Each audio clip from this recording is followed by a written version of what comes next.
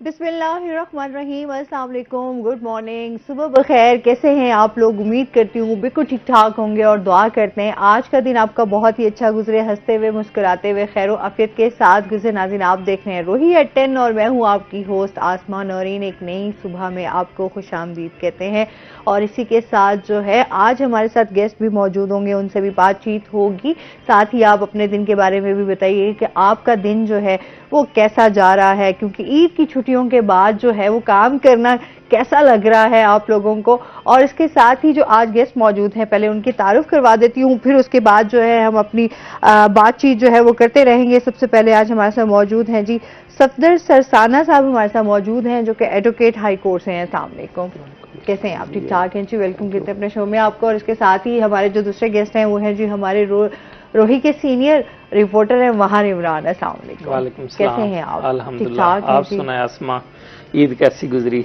ईद अल्हम्दुलिल्लाह बहुत अच्छी गुजरी, सो के गुजरी। मैंने इस तरह से गुजारी कि सो के गुजारा थी। और हम ईद पे इधर ड्यूटियों पे थे, इसलिए तो मैं पूछ रहा हूँ कि सुनने वालों को पता चले कि किसने सो के गुजारी और किसने यार मैंने पूरा महीना मेहनत भी तो की, ये तो देखें। हाँ, ये बात मैंने रमजान ट्रांसमिशन की, फिर हमारी ईद की रिकॉर्डिंग्स थी, फिर बहुत सारी इस तरह की एक्टिविटीज चल रही थी, तो बंदा थक जाता है, कहता है यार अच्छा चलो अब ईद की कुछ छुट्टियां मिली हैं तो चलो रेस्ट किया जाए। ईद के फर्स्ट 2 डेज तो मैं इधर ही था ऑफिस में ही, और हम ड्यूटियां सर अंजाम दे रहे थे, लोगों की ईदों बता रहे थे कि किस तरह लोग मना रहे हैं। हाँ। बारबेक्यू के सिस्टम थे, डेरे आबाद थे, मंचले, हमारी दावत भी उधार है आज तक। अब जरा मार इमरान नहीं, वो दावत भी आप ईद के वैसे 2 दिनों में आप आ जाती तो, लेकिन आप बड़ी ईद पे इंशाल्लाह आपको हम वो बीफ या मटन, ये हालात हैं, ये देखें ऐसे दोस्त हैं और ऐसे कॉलीग्स हैं। इफ्तार से चले थे हम, इफ्तार थी हमारी और इफ्तार से फिर हम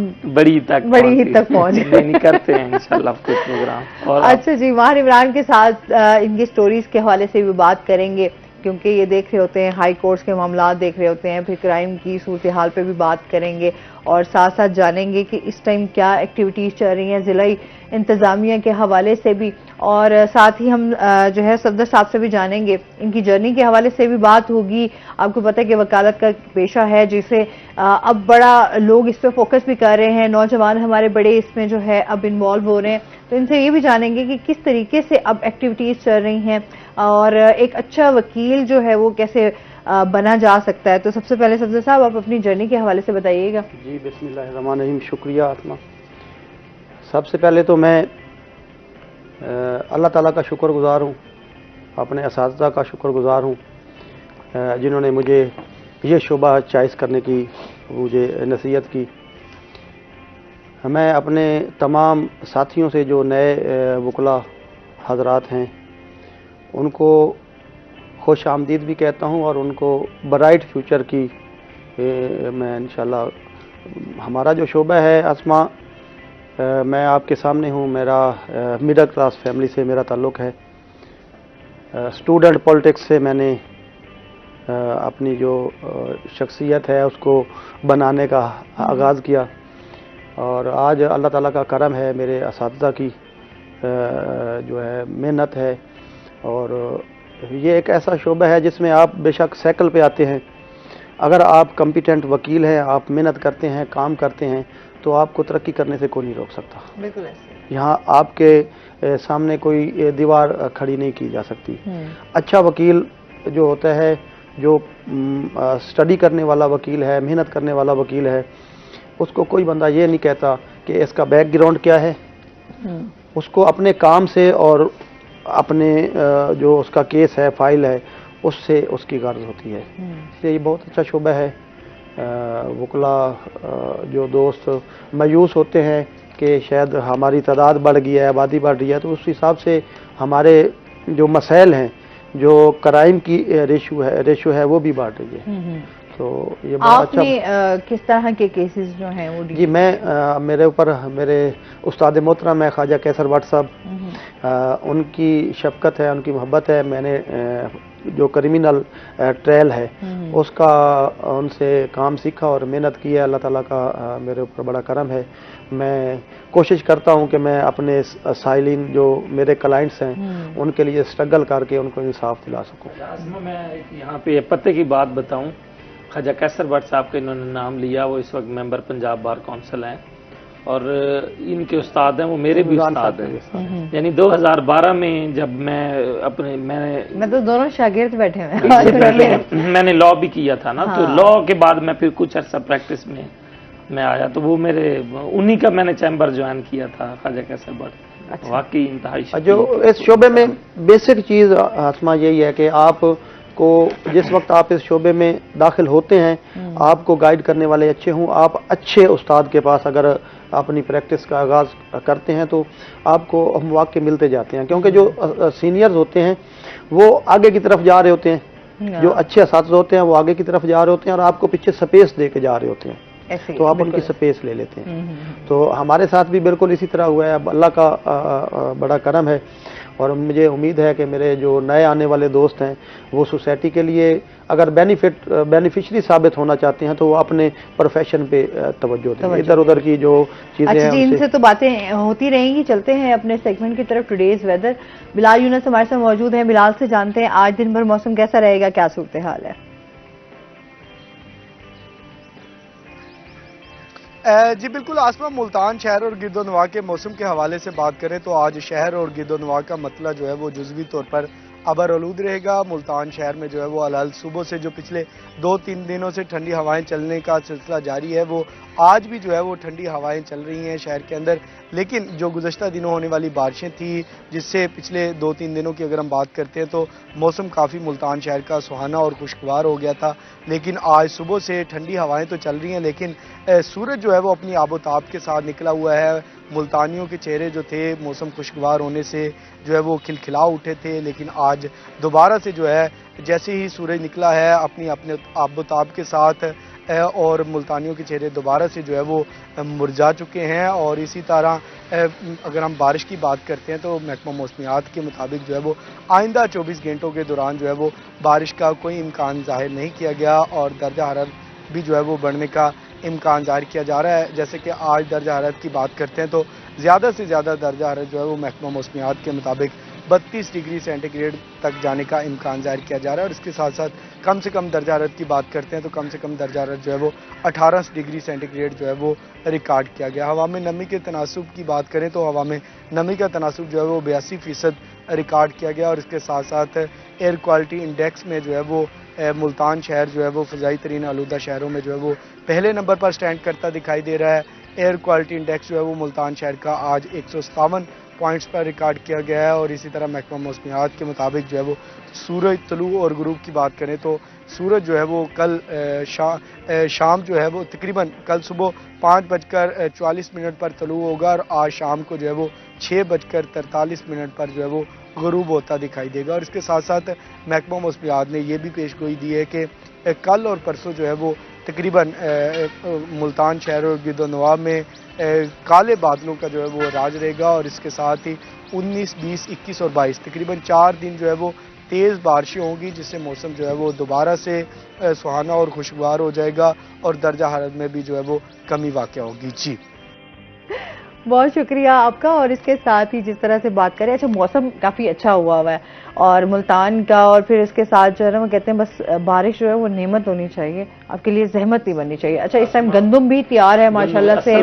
और सबसे बड़ी है कि किसानों के लिए ज़्यादा मुश्किलात हो सकती हैं। अच्छा जिस टाइम बारिश की ज़रूरत होती है उस टाइम खैर बारिश आती नहीं, और उसके बाद जब बारिश का एक्सपेक्ट नहीं हो रहे तो बारिश आ जाती है और उसके बाद फसलों को सबसे ज़्यादा नुकसान पहुंचता है। और फिर हमारे साथ जो है ना ये होता है कि सबसे ज़्यादा फिर हमारी ज़राअत के हवाले से फिर हमें मसाइल का सामना रहता है। क्योंकि ये गंदम का जी बिल्कुल, गंदम इतनी अच्छी तैयार हुई हुई है और उसके बाद अगर अब बारिश पड़ती है तो अच्छा इसमें ना जो बारिश गुज़िश्ता उसमें हफ्ते आई थी, एक रात में 17 अमवात हुई और बिजली गिरने से। ये बड़ी अहम चीज है। और आपके प्रोग्राम में ना मैंने पढ़ा भी सही कि जो एहतियाती तदाबीर हैं, जब बहुत ज्यादा गरज चमक हो, फिर ब्लैक जो अच्छा निश्तर की बिल्डिंग पे भी जो है ये उस पे भी हुआ है। मैं कल ही ये 17 अफराद ये देखे हैं और एक बीवी और उसका खामंद और एक बच्चा बाइक पे जा रहे थे, वो भी बेचारा उनकी भी डेथ हो गई। अब ऐसे मौसम में घरों से ना निकलें, सबसे बड़ी एहतियाती तदाबीर है दरख्तों के नीचे ना खड़े हों जब गरज चमक हो। अच्छा फिर एक निशानी भी बता रहे होते हैं कि जब आप बाहर होते हैं बारिश और बहुत ज़्यादा बादल गरज रहे होते हैं तो आपके सर के जो बाल हैं वो ऐसे यानी कि थोड़ी खिंचाव होता है, ऊपर खड़े हो रहे होते हैं, तो इसका मतलब है उस जगह पे बिजली जो है वो गिरने वाली है। चार्ज टाइप उसमें मकनातीसी जो एक वो बन जाती है। तो ना दरख्तों के नीचे जाएं, ना ब्लैक ड्रेसेस पहने जैसे। अच्छा, ये ना परसों वाकई जिस तरह बारिश हुई है, बादलों की बहुत गरज है और जिस तरह से बिजली की डर लग रहा, ओफ, इतना खौफनाक वो उस टाइम मंजर था। और अल्लाह से यही दुआ थी कि अल्लाह ताला रहम करे, बहुत ज्यादा रहम करे। बिल्कुल जी। अच्छा जी, ये तो बात कर रहे थे हम जिस तरह से कि वकला का जो शोबा है वो किस तरीके से जो है लोग इसमें अपना रोल प्ले कर रहे हैं। अभी क्या देखते हैं करंट सिचुएशन इसमें, जब हम इंसाफ की बात करते हैं तो मोस्टली आता है जी किस तरह से इंसाफ को बेहतर किया जा सकता है। यकसा जो है ना अमल दरामद कानून के ऊपर वो बहुत ज़रूरी हो गया है। मतलब मेरे खिलाफ एक एफआईआर दर्ज होती है, आसमा के खिलाफ एफआईआर दर्ज होती है, तो आगे कोर्ट का पुलिस का कंडक्ट और है। हाँ। अगर हमारे किसी जो अल्लाह ताला की तरफ से सब होते हैं, लेकिन जो थोड़ा सा मिडिल क्लास की तरफ लोग जा रहे हैं उनके खिलाफ अगर वही एफआईआर दर्ज होती है तो उनके खिलाफ उसका कंडक्ट और होता है। इसको यकसा जो है जो निज़ाम इंसाफ है और कानून का जो अमल दरामद है उसको हमें यकसानियत की तरफ लेके आना होगा, तब जाके हम ये महसूस करेंगे कि इंसाफ होता हुआ नज़र आ रहा है। अभी मैं बतौर वकील मुझे क्योंकि हमने इस सोसाइटी को आगे लेके चलना है, और जो आपका सवाल है इस सवाल में अहमियत सिर्फ वकला की नहीं है, इसमें जुडिशरी भी शामिल है, इसमें हमारा जो पुलिस का सिस्टम है वो भी शामिल है, हमारा जो जुडिशियल सिस्टम है वो भी शामिल है। एक एहलकार जो अदालत के अंदर बैठा हुआ है वो भी इंसाफ की फराहमी में बराबर का शामिल है। मतलब एक बंदे के खिलाफ मुकदमा दर्ज है, एक एहलकार उसकी डेट डाल देता है 2 महीने की, उसको 2 महीने का जो इंसाफ जो उसको आज उसने उस मुकदमे से रिहा होना था या उसको उसका फैसला होना था वो 2 महीने डिले हो गया। तो सारी सोसाइटी को मिलके हमें इसके ऊपर काम करना चाहिए, खसूसन वकला को। और हमारे जो जुडिशल सिस्टम है इसमें अगर डिलेइंग टैक्टिक्स का सिलसिला ख़त्म हो जाए तो 50% जो है वो इसमें लोगों को रिलीफ मिलना शुरू हो जाएगा।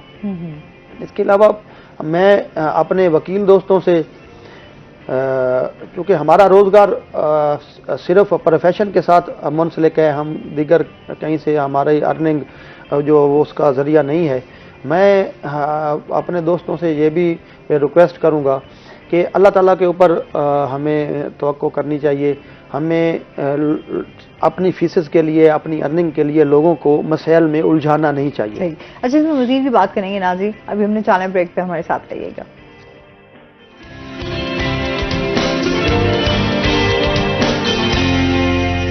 वेलकम बैक नाज़रीन। अच्छा, इसके साथ ही हम इमरान से भी जानेंगे, इमरान इस टाइम कोर्ट्स में क्या चल रहा है और कौन से इस तरह के अहम केसेस हैं जो अभी चल रहे हैं। देखिए आसमान, जब भी कोई बड़ा अहम इवेंट होता है शहर में, क्राइम की जो मामलात होते हैं या किसी के जो हकूक़ की इस्तेसाली होती है तो वो अदालतों से रजू कर रहे होते हैं। मैं समझता हूँ जितनी भी यहाँ पे माशरा हमारा बिगड़ा हुआ है, जितनी भी एक हंगामी सूरत हाल समझ सकते हैं कि लोगों को इंसाफ नहीं मिल रहा, तो आखिरी उम्मीद इस वक्त भी अदालतें हैं। लोग हर किसी से जो परेशान हो के किसी भी महकमे से, तो वो अदालतों से रजू कर रहे होते हैं। ये और बात है जिस तरह सफदर भाई ने कहा कि हमारा जो अदालती निज़ाम है इसको दोबारा जो है एक मरतबा इस पर नज़रसानी की ज़रूरत है, ताकि चीज़ें जल्द इंसाफ फराहमी के हवाले से कि डिलेइंग टैक्टिक्स ना हो। अहम केसेस की आपने बात की, गुज़िश्ता हफ्ते ईद थी, ईद की वजह से छुट्टियां वगैरह थी, और छुट्टियों में से पहले की मैं बात करूं तो 1-2 अहम केसेस थे। तौहीन अदालत के केसेस लगे हुए थे जिसमें चीफ सेक्रेटरी पंजाब आए हुए थे, प्रिंसिपल सेक्रेटरी तो CM Punjab, commissioner deputy commissioner के खिलाफ तौहीन अदालत की थी खानेवाल के। तो जस्टिस सरदार सरफराज डोगर साहब ने इनको तलब किया था। एडवोकेट जनरल पंजाब है, काफ़ी अदालत में बड़ी वो गर्मा गर्मी भी देखने को मिली कि भाई ये क्यों अमल दरामद अदालती हुक्म पे नहीं हो रहा। 3 हफ्तों की मोहलत है कि वो किसी जो एक ऑक्शन का, ज़मीन ऑक्शन का केस था, तो एडवोकेट जनरल पंजाब वो ले गया कि हुकूमत इसको ना, इस शहरी को रहो साहब जो वहाँ भी जमशेद थे वहाँ के, उनको दाद रसी करेंगे, उनका अवार्ड था, पैसे दे दिए थे। एक अहम केस है। इसके अलावा दीगर केसेस की हम बात करें, जमशेद दस्ती ने हाई कोर्ट में स्टे लिया है, हुक्म इम्तनाई, वहाँ पे क्या है कि मुजफ्फरगढ़ में ये आप गुजरते हैं टूल प्लाजे जो बना दिए जाते हैं सड़कों पे, तो वो बना दिए, उन्होंने कहा कि ये इलीगल है। ऐसे नहीं कि आप लोगों से टैक्स वसूली एक भत्ता लेना शुरू कर देते हैं यहाँ पे, नहीं 10 किलोमीटर पे बगैर, हाँ 8-10 किलोमीटर बाद अब वो इंस्टॉल कर देते हैं गाड़ी, यहाँ टैक्स भरती है, आगे टैक्स भरती है। वो अपने लोगों को ओबलाइज करने के लिए एक नया उसको टोल प्लाजा बनाया और उसके हवाले कर दिया कि ये आपको दे दिया है उसको। तो ये देखिए इतना वो है, आप भी गाड़ी पे आप जाते होंगे अब हेड मोहम्मद वाला या मुख्तलिफ उसमें अब बन चुके हैं, पहले नहीं थे। अच्छा, ये भी एक किस्म का एक समझते हैं जैसे माफिया ही है। आप इससे इतना आप टैक्स वसूल कर रहे होते हैं और ओवर चार्जिंग, और दूसरा इन लोगों ने सड़कें बनानी होती हैं, यानी ये जो टैक्स का जो पैसा होता है तमीर और मुरम्मत, सड़कों की सूरत हाल आप खुद देख ले। अल्लाह माफी दे, हमारे जो सड़कों के मुल्तान के गर्दोनवा में विहाड़ी रोड है, अलीपुर रोड है, ये मुल्तान के गर्दोनवा में तो रोड की मतलब लोगों को किडनीज के जो इश्यूज आ रहे हैं, ये हमारे बिहाड़ी रोड की वजह से ही है। आप तो अक्सर उधर ट्रेवल करते हैं, मेरा तो एरिया वही है, आपका एरिया है। तो अच्छा, वो जहानिया वाला भी रोड है, वही बिहाड़ी रोड, वो तो तबाह हो गया है। और एक दिन वो एक तस्वीर जारी हुई कि बारिश में वहाँ पे वो रोड के ऊपर सारा पानी है, इतना कीचड़ है, लोग धान की फसल वहाँ उगा रहे हैं सड़क के ऊपर। वो लोगों ने वो ये वैसे मेन बनाने के लिए हुकूमत को बताने के लिए कि ये देखें ये हालात है, अब गाड़ी आपकी सही सलामत नहीं जा सकती।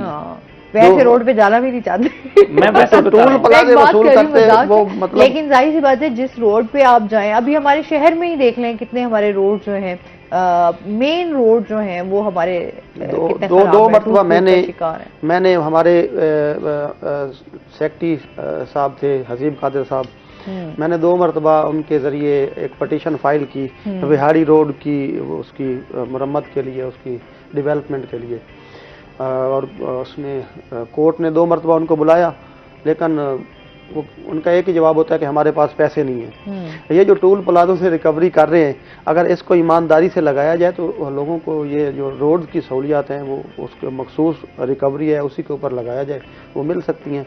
लेकिन ऐसा होता नहीं है। लोगों को मोबिलाइज करने के लिए, अपने इन्वेस्टरों को जो इलेक्शनों में उनके इन्वेस्टर होते हैं उनको मोबिलाइज करने के लिए उनको ये टोल प्लाजे बना के दिए जाते हैं। लेकिन बहुत बुरा हाल है, बहुत बुरा। बीसीसी चौक का रोड आप देखें, वो कितने अरसे से टूट फूट का शिकार है और सारा। अच्छा, मैं एक और यहाँ पे इंफॉर्मेशन में भी इजाफा करूँ, वो सड़क नहीं तमीर होने वाली, वो सड़क बनी हुई थी वासा का, वहाँ पे वो कोई फेसेवरेज मसाइल हुए तो उन्होंने अपना वो सिस्टम ठीक किया, ऊपर से सड़क को उखाड़ दिया। लॉ है कि जब वासा किसी चीज को तोड़ेगा तो वासा ही वो बनाएगा, और वासा बना कर दे ही ना दे, मेरे ख्याल में जो हालात है बस यही आसमा अलमिया असल में यही है। मैं इधर आपके नक्शबंद कॉलोनी में मेरी रिहाइश है, वहाँ पे ना बड़े अच्छे कारपेटेड रोड बने हैं। जो ही रोड मुकम्मल हुए 1 साल मतलब वो धूल मिट्टी वहाँ उड़ती रही, हमने फेस किया कि अल्लाह का शुक्र है ये तमीर हो रहे हैं। जब वो मुकम्मल हो गए हैं, अब कोई टेलीफोन केबल वाला आ जाता है वो उसको काट देता है, कोई वासा वाला आ जाता है वो काट देता है, कोई मतलब पीटीसीएल वाला आ जाता है वो उसको उखाड़ देता है। अब फिर उसका वही हालात है। होना ये चाहिए कि जब आप किसी रोड को कारपेटेड करते हैं या उसके ऊपर इतनी बड़ी हैवी इन्वेस्टमेंट करते हैं तो पहले आप अनाउंसमेंट करें, लेटर उनको दे दीजिए, लेटर जारी करें कि आपकी यहाँ कोई मुरम्मत बकाया है, आपको यहाँ कोई नई लाइन बिछानी है, वासा को बिछानी है, टेलीफोन को बिछानी है। ये जो हमारे पीटीसीएल के अलावा भी जो हमारे आजकल नेटवर्क चल रहे हैं, जाज मोबलिंग, सबको नोटिस जाना चाहिए कि आप ये कर लें, बाद में हम इसको तोड़ फोड़ नहीं करने देंगे। वो 1 साल के बाद वही हालात हो जाते हैं। अच्छा, ये वही है ना बात कि हमारे हाँ जो करप्शन है, और फिर जब हमारे रोड्स बना दिए जाते हैं फिर याद आ जाता है कि सीवरेज के यहाँ पर जो है उसको भी हमने करना था। अच्छा, फलां काम भी रह गया था, फलां काम भी रह गया था। अच्छा, या फिर रोड इस तरह की बनाएंगे जो तकरीबन कुछ टाइम बाद ही वो रोड जो है वो खुद ब खुद टूट फूट का शिकार हो जाएगी। मतलब इतना उसका क्वालिटी का मयार हम देखें तो वो बहुत ही लो होगा। ठेकेदारों के लिए हम मार्जिन रखते हैं, माइंड जो है ना कि ठेकेदारों के काम पड़ा होता है, हर वक्त पड़ा होता है। वो रखते हैं कि अच्छा यार हमें जरूरत पड़ती रहेगी, इनको हमारी जरूरत पड़ती रहेगी, दरवाजा एक खिड़की खुली रहेगी। अच्छा जी, ये जो हो गया हमारे सवाल से। लेकिन इसके साथ ही जो है हम ये भी आपसे जानेंगे कि आप क्या समझते हैं जो हमारे नौजवान मुकला हैं जो स्पेशली उनको बहुत सारे मसाइल का सामना रहता है और मोस्टली वो ये कहते हैं कि जी हमारे जो सीनियर वकला हैं वो उस तरीके से हमारे साथ जो है कोऑपरेट नहीं करते जिस तरह से उन्हें करना चाहिए, और फिर जिस तरह से कुछ उनकी जो फाइनेंशियल इश्यूज हैं वो भी चल रहे हैं। इस हवाले से आपके क्या? अल्लाह ताला पे भरोसा वाला ये प्रोफेशन है। मैंने पहले अच्छा, अपने असातिज़ा की आपके सामने तारीफ किया है। जुल्फ़कार सिद्धू साहब थे, कैसर भट्ट साहब थे, जब हम उनके पास आए थे तो हम देखते थे कि हमारे असातिज़ा जो हैं वो उन्होंने किस तरह से काम किया है, वो कहाँ से कहाँ पर आए हैं। इसमें टाइम ज़रूर लगता है, लेकिन जब आप प्रोफेशनली फिट हो जाते हैं और आप अच्छे वकील बन जाते हैं, आपकी जो पिछली रिकवरीज होती हैं वो आपकी कंप्लीट हो जाती हैं। मतलब आप 4 साल आपने अर्निंग नहीं की, जब आप अच्छे वकील बन गए आप एक दिन में जो आपने महीने में तनख्वाह लेनी है, एक दिन में उस तनख्वाह के 4 केसेस आप रिसीव कर रहे होते हैं, बशर्ते कि आप उसके ऊपर स्ट्रगल करें। आपको अल्लाह पे भरोसा करके इंतज़ार करना पड़ता है और साथ में मेहनत करनी पड़ती है। मैं अपने नौजवान वकला को, मैं अपनी मिसाल, मैंने लाइव मीडिया के आपको बताया है कि मैं मिडिल क्लास से आया हूं, लेकिन आज मेरे ऊपर अल्लाह ताला का करम है, मेरे पास वो तमाम सहूलियात जो एक इंसान चाहता है आज मेरे पास हैं, और वो हक हलाल से और फाइल से कमाई हुई है। आजकल हमारे वकला में ना ये भी एक ट्रेंड पैदा हो गया। मैं बड़ी अहम बात आपसे शेयर करना चाहता हूं, मेरे दोस्त देख रहे होंगे। सोसाइटी जो है वो वकील को करप्शन की तरफ लेके जाती है। अगर आप एक पढ़े लिखे और एक गुजारा करने वाला वकील जो लोगों के मसाइल में दिलचस्पी लेता है, वहाँ से अर्न करने की कोशिश नहीं करता, उसके पास अच्छी गाड़ी नहीं है, अच्छा घर नहीं है, तो आप सोसाइटी ये समझती है कि ये शायद अच्छा वकील नहीं है। तो फिर हमारे जो वकला हैं वो यूं ही प्रोफेशन में इंटर होते हैं, उनकी कोशिश होती है कि मेरे पास बहुत अच्छी गाड़ी हो, मेरे पास बहुत अच्छा दफ्तर हो, मेरा जो घर है वो बहुत अच्छा हो, ताकि लोग मुझे ये कहें कि ये बहुत अच्छा वकील है। ऐसा नहीं है। ये सोसाइटी अगर हमें इज्जत देना शुरू कर दे, सोसाइटी मेरे किरदार को देखते हुए उसको इज्जत दे, तो मैं जो करप्शन की तरफ जाऊंगा, मैं किसी केस में किसी को ब्लैकमेल करने की कोशिश करूंगा, किसी केस को लंबा करके पैसे कमाने की कोशिश करूंगा, किसी को शॉर्टकट करके पैसे कमाने की कोशिश करूंगा, उससे बचा जा सकता है। सोसाइटी को चाहिए कि वकील एक बहुत हाई क्वालिफाइड बच्चा होता है, आप उसको बगैर गाड़ी के, बगैर दफ्तर के वो इज्जत दें जो एक सरमायादार वकील को आप देते हैं। सही, आपका बहुत शुक्रिया सदर साहब, आप हमारे साथ रहे, माहिर इमरान हमारे साथ मौजूद रहेंगे। नाज़रीन अभी हमने जाना ब्रेक पे, हमारे साथ रहिएगा।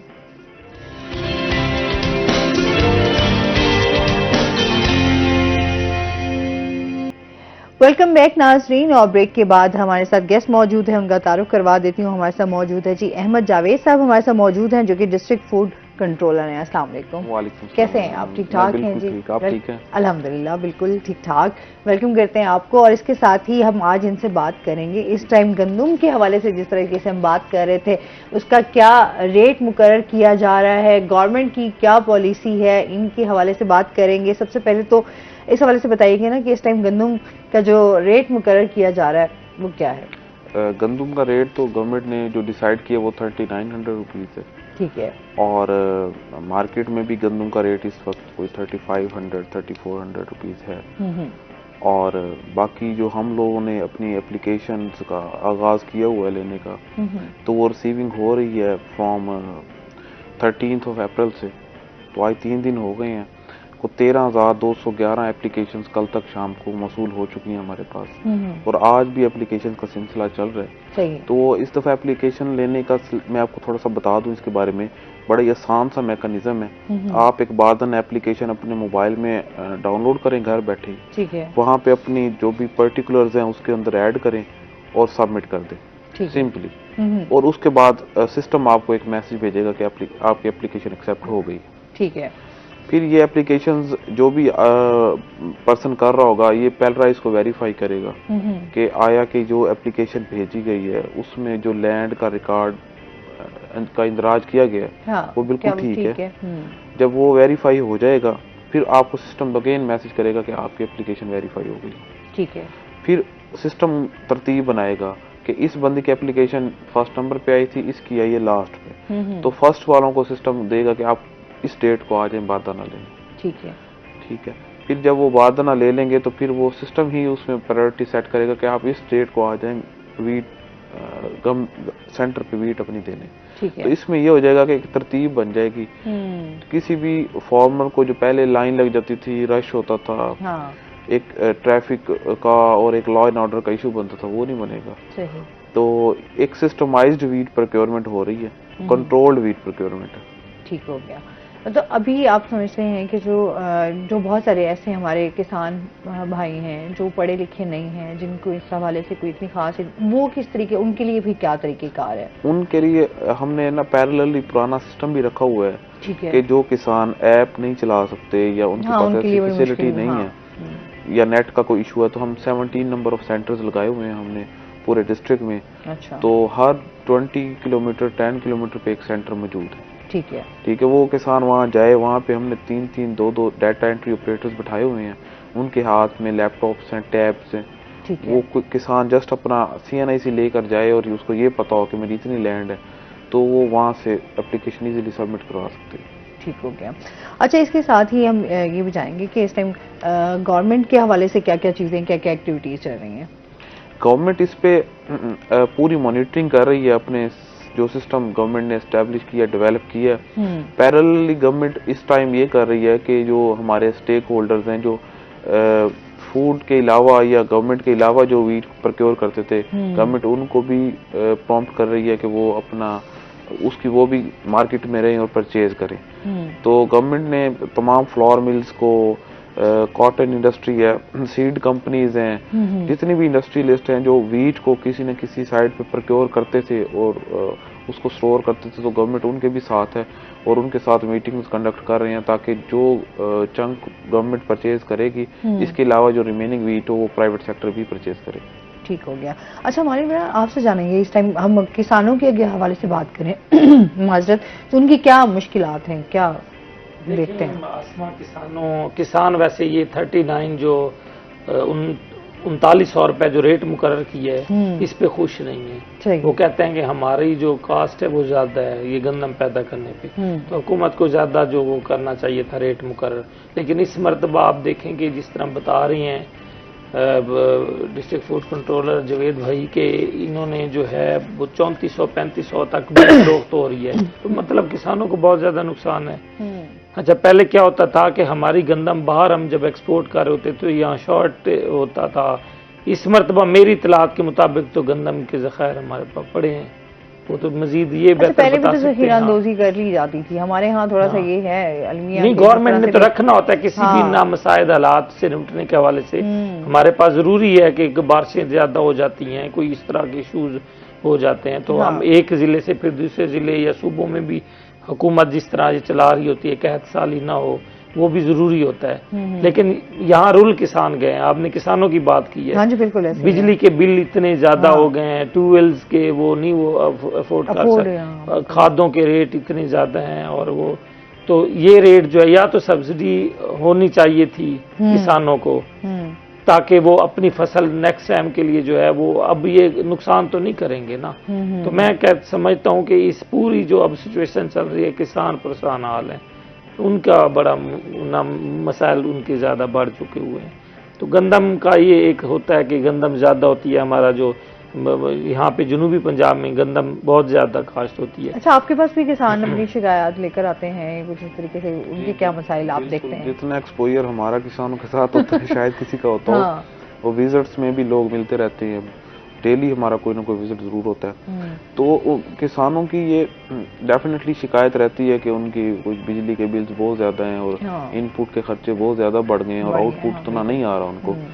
तो इसके लिए गवर्नमेंट फर्दर पॉलिसी को रिवाइज कर रही है कि उनके इनपुट्स के ऊपर भी कोई उनको सब्सिडी दी जाए। तो गवर्नमेंट का है नेक्स्ट प्लान कि गवर्नमेंट कोई टारगेटेड सब्सिडी देगी फार्मर्स को इन द शेप ऑफ उनको इलेक्ट्रिसिटी बिल कंट्रोल करेंगे और इन द शेप ऑफ जो फर्टिलाइजर्स हैं वो को मुनासिब प्राइस पे दी जाए ताकि नेक्स्ट टाइम ये इशू ना आए। अभी जो मेन है वो जिस तरह से इमरान भी बता रहे हैं कि सबसे कि जो गंदम का रेट है वो इससे नाखुश है। 3900 एक मुनासिब रेट है, वो इस सेंस में कि अभी इंटरनेशनल मार्केट भी कोई 2800 रुपए के राउंड अबाउट है। सही, ठीक है। तो उस लिहाज से देखा जाए तो हमारा रेट सफिशिएंट है। असल में जो इमरान भाई ने बात की है, वो बात की है कि उनके इनपुट्स भी कुछ सब्सिडाइज्ड होने चाहिए, हाँ, ताकि उनको ये रेट जो है वो मुनासिब रहे। अगर आप इस रेट से ज्यादा बढ़ा देंगे रेट को, तो आप ये देखें कि एक साइड पे तो किसान है और दूसरी साइड पे वो जो कंज्यूमर है। कंज्यूमर कौन है? वो भी तो गरीब बंदा है, जिसने रोटी खानी है, जिसने फिर वही आटा लेना है। तो डेफिनेटली अगर इधर से रेट आप रेज करेंगे तो आपका मार्केट जो है वो उसमें फ्लोर का रेट और रोटी का रेट इंक्रीज कर जाएगा। मैं कल ही देख रही थी इसमें कि रोटी का रेट भी अब बढ़ाया जा रहा है और उसके साथ नहीं, कम कर दिया। अच्छा, 16 रुपए, पहले 20, 22, 25 तक दे रहे थे। हमने जो रोटी 20 रुपए तक तो गई है, फिर 16 रुपए 100 ग्राम, और नान जो है वो 120 ग्राम 20 रुपए में दे रहे हैं। लेटेस्ट ये है कि कल हमने नोटिफिकेशन किया डीसी साहब ने, तो वो हमने 15 रुपए कर दिया रोटी। ठीक है। तो रोटी इसलिए कम की है क्योंकि मार्केट में व्हीट प्राइस डाउन हुई है। तो ये एक साइड पे फैसिलिटी है, इसको भी देखना पड़ेगा। इसलिए हम वो बैलेंस किस्म का रेट डिसाइड करते हैं, ताकि इधर से जो कंज्यूमर है उसको इफेक्ट ना हो और जो किसान है उसका भी जो है वो मार्जिन रह जाए। ठीक हो गया। अच्छा जी, इसके साथ ही इमरान से जानेंगे, इमरान, जिले इंतजामिया जो है शहरियों के हवाले से क्या दाद रसी कर रही है? देखिए, मुख्तलिफ यहाँ पे जो मुल्तान में आपको पता है कि कोई ना कोई मसला, कोई ना कोई दाद रसी हर वक्त शहरियों को जो चाहिए होती है। इस वक्त ये वीट वाली जो बात कर रही हैं, गंदम की खरीदारी और गंदम को ठिकाने लगाना, कटाई और सारा ये जो सिलसिला चल रहा है, बारदाने का एक अच्छा सिस्टम। और मैं तो बल्कि खुश था कि जवेद साहब जिस तरह अहमद साहब बता रहे थे कि सिस्टमाइज कर दिया है। इतनी हम लाइनें होती थी, लोग जो भगदड़ होती थी, 2-2 दिन वहाँ पे रहते होते थे सेंटर्स पे और बड़े मसले होते थे। तो अब ये कंप्यूटराइज सिस्टम है और ये बहुत अच्छा है। जैसे हमने इधर चलाया मुख्तलिफ जो निगहबान रमज़ान पैकेज था, घर घर तकसीम राशन की और वो ट्रेस की और वहाँ तक वो पहुँच गया कि ये सिस्टमाइज जो अब हम अगर इस टेक्नोलॉजी पे जिस तरह आ रहे हैं, ये आसानियां बढ़ रही हैं। तो आपने मसाइल के हवाले से बात की। कल किसान बड़ी तादाद में कमिश्नर ऑफिस आए हुए थे, खुली कचहरी थी, तो उन्होंने यही कहा कि ट्यूबवेल के रेट्स और ये ज़ायद जो टैक्सेस हैं ये कम किए जाएँ, सब्सिडी दी जाए। और साथ ही अब सोलर प्लेट्स की हुकूमत पंजाब ने बात भी की है। अभी ये शुरू नहीं हुआ, अगर ये शुरू हो जाता है घर में, जिस तरह आप देखें गैस के बिल इतने इंक्रीज हो गए हैं, 10-15-20 हज़ार बिजली के रेट्स अब ज्यादा उसमें रात पेट्रोलियम प्राइसेस बढ़ गई हैं। डीजल की 8 रुपए पेट्रोल, 4 पैसे ज्यादा एक रात में जो है वो अब देखिए 300-300 तक ये पहुंच चुके हैं। तो बड़े मसाइल हैं। 300 से अब तो हम लोग गए, 325 तक तो हम तक गए, लेकिन वो हालात भी ऐसे थे ना। अब देखिए, अब हुकूमत, अब हुकूमत जो है वो 5 साल हुकूमत है, जमहूरी हुकूमत इस वक्त आ गई है। ऐसे हालात नहीं है कि आपके रोड्स ब्लॉक हैं, 2 जमातें जो सिस्टम बंद हो गए हैं, तो इन हालात में इस तरह का होता है। अब तो चीजों को कम होना चाहिए, मैं समझता हूँ। और वो चीजें उल्टा जो है, अब ये देखे ना, रमजान में हमने ये देखा कि रमजान में रिलीफ मिला जाए, लेकिन रमजान में ही पेट्रोल की कीमतों में इजाफा किया गया। अच्छा, फिर उसी में ही आपकी बिजली की कीमतों में भी कई मरतबा किया गया।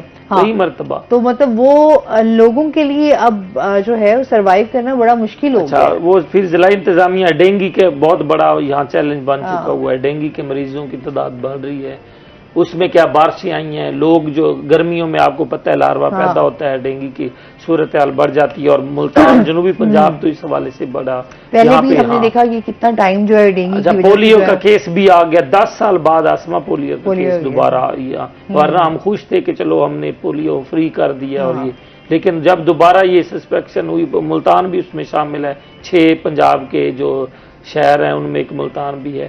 तो पोलियो, उधर डेंगू, जिला इंतजामिया का पीछे रमजान में रमजान निगहबान पैकेज, इधर गंदम का एक सिलसिला चल रहा है। तो ये सारी चीजें जो है ना वही उलझे। अच्छा जी, इस पे मजीद भी बात करते हैं। नाज़रीन, अभी हमने जाना ब्रेक पे, हमारे साथ रहिएगा।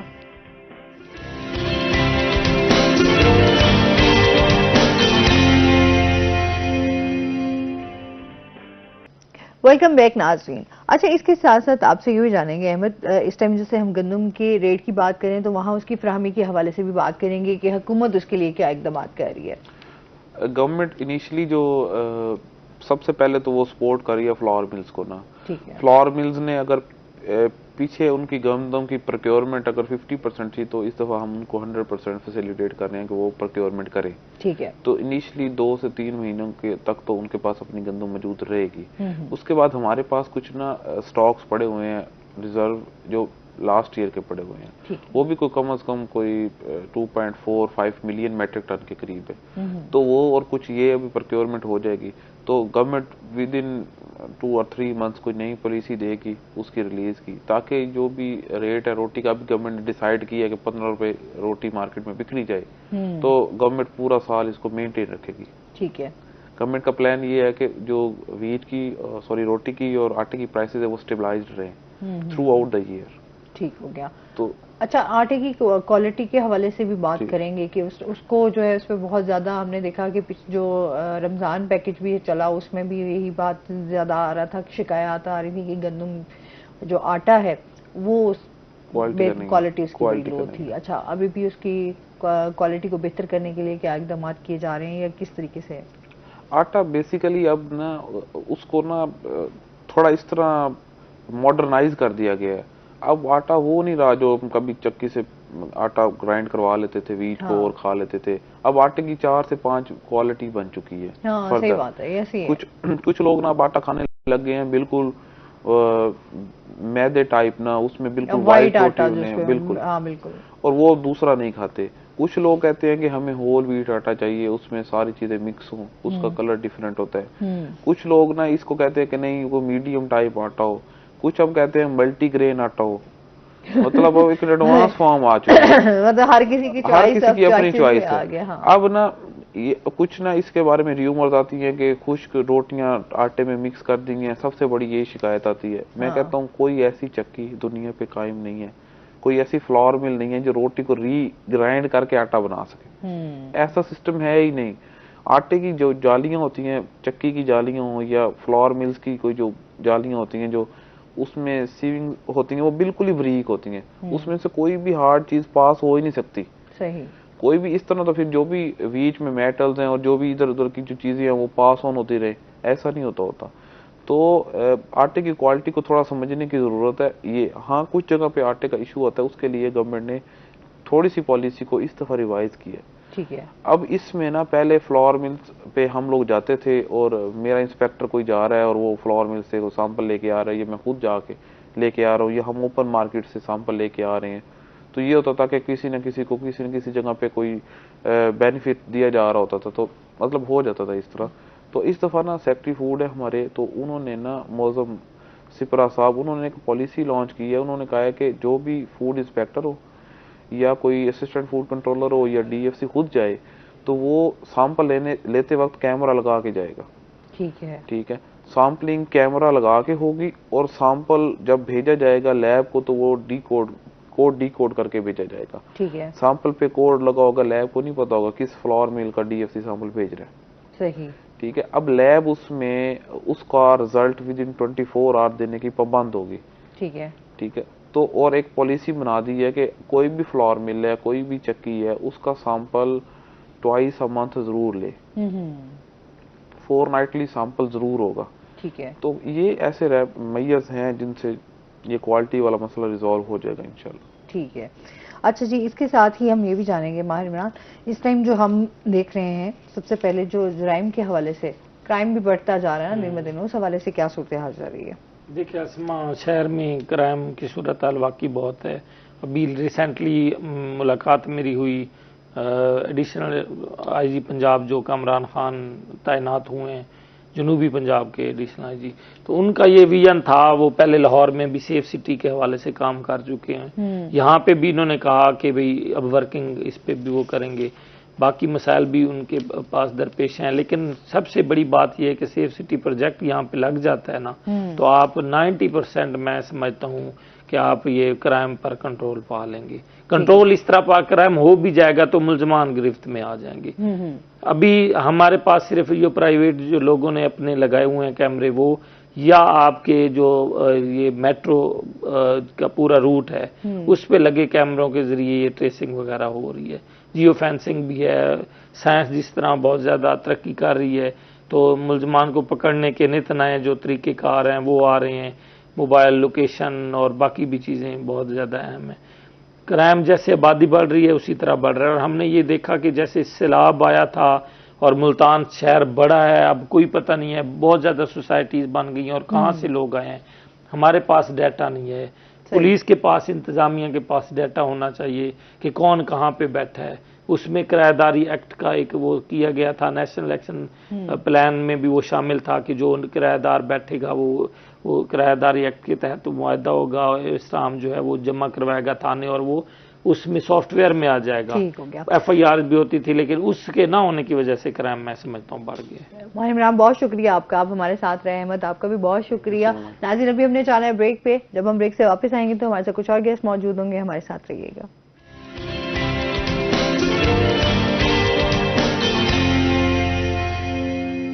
वेलकम बैक नाज़रीन, और इसके साथ ही हमारे साथ गेस्ट मौजूद हैं, उनका तारुफ करवा देती हूँ। आज हमारे साथ मौजूद हैं जी अदनान नईम, हमारे साथ मौजूद हैं जो कि स्पोर्ट्स ऑफिसर हैं। अस्सलाम वालेकुम, कैसे हैं आप? ठीक ठाक हैं? वेलकम करते हैं अपने शो में आपको। और इसके साथ ही जो हमारे साथ दूसरे गेस्ट हैं वो है जी वकार तैयब, हमारे साथ मौजूद हैं जो कि ट्रेनर हैं बहुत अच्छे, और इसके साथ मोटिवेशनल स्पीकर भी हैं। अस्सलाम वालेकुम, कैसे हैं आप? ठीक ठाक हैं जी, वेलकम करते हैं अपने शो में आपको। और इसके साथ ही आज का जो हमारा टॉपिक है वो तो हम आज वैसे स्पोर्ट्स पे बात करने जा रहे हैं। इस टाइम पाकिस्तान व मुकाबला न्यूजीलैंड जो है T20 सीरीज स्टार्ट होने जा रही है, तो वो हम अदनान से बात करेंगे। और इसके साथ ही जो हमारा वकार के साथ टॉपिक है वो ये है कि खुद एतमादी पे बात करेंगे कि उसको किस तरीके से बेहतर किया जा सकता है, और जो स्पीकिंग पावर है वो जो है कितनी ज़रूरी है, और उसको किस तरीके से हम यूटिलाइज कर सकते हैं, बेहतर कर सकते हैं, ये आज हमारा वकार से होगा। और सबसे पहले तो हम पाकिस्तान और न्यूजीलैंड के हवाले से बात कर लेते हैं। क्या कहना चाहेंगे आप? जी, बिस्मिल्लाह। देखें, बहुत अच्छी बात है कि न्यूजीलैंड आ रहा है यहाँ 5 मैचों की सीरीज़ के लिए। ये 20 मैच होंगे 5 हमारे, और इससे पहले हम लोग जनवरी में वहाँ खेले थे तो एक अच्छा रिजल्ट नहीं था, हम 4-1 से हार गए थे उनसे सीरीज़। तो मैं उम्मीद रखता हूँ और विश करता हूँ पाकिस्तानी टीम को कि वो अच्छा खेलें इस दफ़ा, और इस सीरीज़ में जो है बहुत अच्छी सबकत से जीतें। तो अमूमन ऐसा होता है कि न्यूजीलैंड और पाकिस्तान जो है ना, ये बिल्कुल एक बराबर टीमें हैं। बिल्कुल कुछ टीम्स ऐसी होती हैं जो आपको पता लग जाता है कि ये टीम अच्छी है और ये टीम अच्छी नहीं है। हाँ। तो हमारी और न्यूजीलैंड की टीम की खास बात ये है कि हम बिल्कुल बराबर की टीम्स हैं। अगर हम लोग अपना वनडे हमारे मुकाबला जात देखें और हमारी T20, तो हम में कोई 5 से 7% का ही फ़र्क है। जैसे 51 वो जीते हैं तो 61 हम लोग जीते हुए हैं अब तक जितने आपस में खेले हैं। तो ये बहुत मामूली सा फ़र्क होता है। असल में हम लोग न्यूजीलैंड को अभी तक भी जो है ना 1992 वाली न्यूजीलैंड ही समझते हैं, वो जो हमने कंसेक्यूटिवली 2 मैच जीते थे। हाँ। तो हमारा एक माइंड सेट बना हुआ है कि न्यूजीलैंड की टीम है ना, तो वो हमने तो इनको हरा दिया था और 2 दफ़ा हराया था। तो लेकिन वो एक बहुत अच्छी टीम है, और जाहिर बात है इंसान इतना दूर से जब आता है, किसी भी मुल्क का दौरा होता है, तो एक अच्छी टीम लेके आता है। उनके कैप्टन भी नए हैं और हमारी टीम भी बेहतर है। लेट्स सी, उसमें थोड़े से नए लोग ऐड किए हैं जो रिटायर भी हो चुके थे। सही। तो देखते हैं अब क्या बनता है। लेकिन मुझे एक चीज़ का अफसोस है कि मुल्तान को मैच नहीं मिला, मिलना चाहिए था। 3 मैच रावलपिंडी को दे दिए गए और 2 लाहौर को। तो अच्छा होता कि हम 5 शहरों को 5 मैच देते। हाँ। तो मैच होने की वजह से उस शहर में उस खित्ते में उस स्पोर्ट्स की जो वो गेम है वो प्रमोट होती है। अब ये सिर्फ पिंडी ही रह जाएगा। 3 मैच वहाँ है लगातार। हाँ, उसके बाद 2 लाहौर है। तो बेहतर होता कि PSL तर्ज पे ये 5 स्टेडियम्स को 5 मैच दे दिए जाते, तो इससे बहुत अच्छा होता। देखें, हमारा जनूबी पंजाब बिल्कुल, आपको पता है मुल्तान स्टेडियम पूरे जनूबी पंजाब को जो है वो उसको सारा जनूबी पंजाब वहाँ से आता है मुल्तान। इवन के लाहौर से नीचे जितने भी शहर हैं, जब वहाँ टिकटिंग नहीं अवेलेबल होती तो वो इधर मुल्तान का रुख करते हैं। तो अब हम लोग समझे एक इंटरनेशनल इवेंट से महरूम रह जाएंगे। हाँ। और कराची में वैसे तो PSL के काफ़ी मैचेस होते हैं, लेकिन उधर भी होना चाहिए था मैच, वो इंटरनेशनल सिटी है हमारा। तो अब लेट्स सी जो पॉलिसी मेकर्स हैं उन्होंने क्या देख के ये पॉलिसी बनाई है। अच्छा, क्योंकि जाहिर सी बात है हमारे यहाँ तो वैसे बड़े इवेंट्स जो है ना बड़े कम होते हैं। बिल्कुल। अच्छा, फिर और जिस तरह से क्रिकेट सबका, मैं समझती हूँ कि चाहे छोटे बड़े खवातीन हैं, सबको जो है वो क्रिकेट पसंद है, और हमारे पास यही एक खेल ऐसा रह गया है जिसको लोग बहुत ज़्यादा पसंद करते हैं। और वो फिर अगर हमारे शहर में हो तो वैसे ही यहाँ के लोग जो है वो बड़े एंटरटेन होते हैं कि आते हैं उस गेम को एंजॉय करते हैं, और बच्चों के लिए भी एक अच्छा एक हेल्दी इवेंट हो जाता है, और खवातीन भी आती हैं, तो ये एक अच्छा फैमिली इवेंट है किस्म का, और लोग इसको भरपूर तरीके से एंजॉय भी करते हैं। हम अगर और फिर स्पोर्ट्स के हवाले से भी लोगों को ना वो ये होता है कि अवेयरनेस भी जाती है, और लोग फिर जो है वो इस तरह की, जिस तरह हम कहते हैं जी हमारे मैदान जो है अब बड़े गैर आबाद है, तो उनको आबाद करने के लिए ये एक्टिविटीज इस तरह की होनी चाहिए। और ये एक बहुत गलत जेस्चर जाता है इंटरनेशनली। हाँ। अगर आप सिर्फ 2 सिटीज में 5 मैच करा रहे हैं ना, हम पहले ही दहशतगर्दी की एक लानत है वो जो हमारे साथ लगी हुई है कि जी ये मुल्क अच्छा नहीं है, दहशतगर्दी है यहाँ। बड़े अरसे से खैर ये लेकिन आप ये देखें ना, अगर हम ये 5 मैच सिर्फ 2 सिटीज में ही करा रहे हैं तो इंटरनेशनली लोग सोचते हैं, इवन जो टीम आई होती है वो भी सोच रही होती है कि हमें इस 2 शहरों में ही क्यों खिलाया गया, क्या बाकी शहरों में कोई मसले मसाइल हैं। हाँ। तो अगर हम इसको वास्ट कर लेते, 5 मैच हैं 5 स्टेडियम्स में कर लेते, कोई बड़ी बात नहीं, कुछ भी नहीं होता, उतने ही पैसे लगते हैं। तो उससे ये होता है कि हमारा मुल्क टूरिज्म की तरफ जो हमारा एक जो है ना जेस्चर बहुत अच्छा जाता है कि ये सारे शहर बहुत अच्छे हैं और पुरसकून मुल्क है और प्यार करने वाले लोग हैं, हमारा कल्चर देखने को मिलता है दूसरी टीम को। अब न्यूजीलैंड के लोग जैसे यहाँ नकल मकानी करते हैं होटल से ग्राउंड्स की तरफ, तो वो पूरा कल्चर देखते जाते हैं। बिल्कुल। तो अब वो सारी चीज़ें हमने एक बिल्कुल उसको नज़रअंदाज करके सिर्फ 5 मैच खिलाएंगे और उसके बाद उनको जहाज में सवार करके भेज देंगे, तो ये एक मुझे तो अजीब सी लगती है। हाँ बिल्कुल ऐसे ही है। अच्छा जी, वकार भी हमारे साथ मौजूद हैं, तो वकार से भी पहले जानते हैं, वकार क्रिकेट के आप भी शौकीन हैं? बचपन में मेरे ख्याल में वक्त इसी में गुजरा। लेकिन तो कैसे प्लेयर थे वैसे, अच्छे या ठीक है? अपने मुंह से क्या कह सकते हैं, वो खेलने वालों को पता होता है। नहीं चले, अपने मुंह से थोड़ी सी तारीफ भी जरूरी है। कॉलेज की टीम का कैप्टन रहा हूँ और जुनून की हद तक मतलब शौक होता था। हाँ। मेरे ख्याल में हर पाकिस्तानी को, हर टीनेजर लड़के को शौक होता है। अच्छा, इसी गेम की तरफ ज्यादा बॉयज को तो मैंने देखा इसी गेम बहुत ज्यादा असल में अदनान साहब की बात को सेकंड करूंगा, बिल्कुल जिस चीज को हम प्रमोट करते हैं वही चीज हमारे यहाँ पे जड़ों में बैठ जाती है। अगर हम अब किसी और गेम को प्रमोट करना शुरू, कोई और इंटरनेशनल टीम्स यहाँ पर आए, उसको हम मैच लेवल पे जितनी ज्यादा हाइप हम क्रिकेट को देते हैं तो वो गेम भी इसी तरह प्रमोट होगी। अब मिसाल के तौर पर पिछले 10 साल से मैं बैडमिंटन खेल रहा हूँ और गेम्स के regardless of what game you are playing, game जरूर खेलें। फिजिकल एक्टिविटी बहुत ज्यादा जरूरी है क्योंकि एक हेल्दी बॉडी के अंदर ही एक हेल्दी माइंड होता है। जितना ज्यादा आप अपने आप को एक्सर्ट करते हैं, आपका पसीना निकलता है बॉडी से, तो उतनी ज्यादा आपकी बॉडी जो है वो हेल्दी होती है और आपका माइंड सोचने के काबिल बनता है। अच्छा, वही हमारे टॉपिक से भी उसी तरह रिलेट करता है कि सेल्फ कॉन्फिडेंस और फिर आपका जो स्पीकिंग पावर है आपकी, वो आप जितना खुद फिट होंगे, आपका मेंटल लेवल जितना अच्छा होगा, उतनी ही आप खुद एतमादी भी आपके अंदर आएगी और आप बोलने की सलाहियत भी रखेंगे। तो सबसे पहले तो हम बोलने की बात करते हैं ना कि बोलना क्यों जरूरी है। हाँ जी, ये आपने बड़ा अच्छा सवाल किया क्योंकि हम हमेशा जंप करके दूसरे फेज पे पहुंच जाते हैं, बोला कैसे जाए। हाँ। पहले तो इस सवाल की तरफ आए कि बोलना क्यों जरूरी है। तो अल्लाह ताला ने जब इंसान को बनाया और दूसरी मखलूकात के दरमियान हर मखलूक जो है बात करती है। इसका कंक्लूसिव प्रूफ हमें कुरान से भी मिलता है कि हर शय तस्बीह बयान कर रही है अल्लाह ताला की, यानी कि उनके पास जुबान है, जानवर बात करते हैं, लेकिन फर्क जो है ना, इंसान के पास वोकैबुलरी है, इंसान के पास बहुत वसी वोकैबुलरी है। जानवरों की जो जुबान है वो बहुत महदूद है और वो उनको अपनी ज़रूरतों को कन्वे करने के लिए सिर्फ वो उसे इस्तेमाल करते हैं।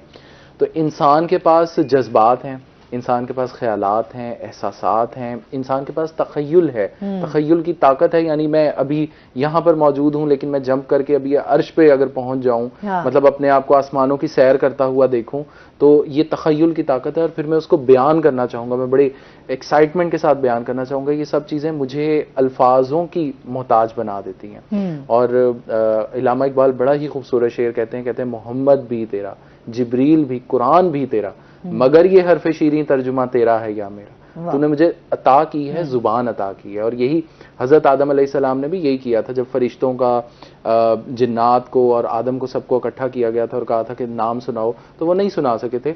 हजरत आदम को वो अल्फाजों की ही ताकत अता की गई थी। बोलना क्यों जरूरी है? इसीलिए कि जो मेरे दिमाग में तस्वीर बन रही है, जो मैं इस वक्त देख रहा हूँ, सोच रहा हूँ, महसूस कर रहा हूँ, मेरे जज्बात जो हैं और जो मैं इजहार करना चाहता हूँ, वो मैं अपनी जुबान के जरिए इजहार करता हूँ। मैं उस पिक्चर को आपके दिमाग में अगर मुंतकिल कर सकूं तो हम कहेंगे कि हम दोनों एक पेज पर हैं। और इख्तलाफ पैदा भी तब होता है ना जब आपकी पिक्चर डिफरेंट होती है, मेरी पिक्चर डिफरेंट होती है। तो इसलिए यहाँ पे एक बात और बोलने से पहले एक बात बहुत जरूरी, अफलातून ने हमें एक बहुत खूबसूरत बात कही थी। उसने कही था, wise man speaks because he have something to say and fool speak because he have to say something। एक दाना आदमी जब बात करता है तो उसके पास बात करने के लिए कुछ होता है, यानी वो कुछ देना चाहता है। और एक बेवकूफ आदमी बात करता है, उसे बस बोलना है, बिला वजह बोलना। तो एक जरूरी चीज जिस पे सोचना है कि जब आप मुंह खोलेंगे, जुबान जब आपकी खामोशी को तोड़ेगी, तो आपने ये देखना है कि वो खामोशी बेहतर थी या आपका बात करना से बेहतर है। बिल्कुल ऐसे है। इसके बारे में आपने सोचना है। और जो अल्फाजों की लिमिटेशंस हैं उस पे तो फिर मैं कहूँ कि पूरा दिन बात हो सकती है, लेकिन हेडिगर का एक सिर्फ यहाँ पे कॉल बताऊंगा। वो कहते हैं कि limitations of my words mean limitation of my world. जो मेरे अल्फाजों की जो महदूदियत है, यानी मैं जितने अल्फाज जानता हूँ वही मेरी पूरी कुल कायनात की महदूदियत है, वही मेरी कायनात की लिमिटेशन है।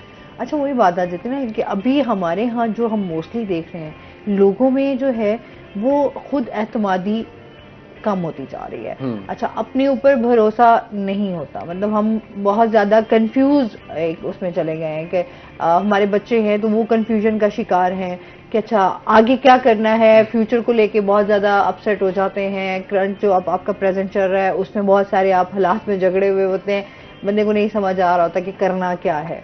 अच्छा, खुद कॉन्फिडेंस जो है ना, आप ऐसा कहें कि कॉन्फिडेंस हमने एक टर्म इजाद कर ली है उस सिचुएशन को ओवरकम करने के लिए जो अननेचुरली, अनऑर्गेनिकली हम पर नाफिज की गई है, जो मुझे हेजिटेशन में डाल देती है कि मैं बात करूं या ना करूं। हाँ। उसको ओवरकम करने के लिए जो हम सिचुएशन पैदा करते हैं ना, उसे हम कॉन्फिडेंस कहते हैं। हाँ। अब इसकी मिसाल लें, मेरी 2 साल की 2.5 साल की बेटी, अब कल रात को भी उसको अगर मैं पूछूं आप who do you love most, मामा और पापा, तो कहेगी पापा।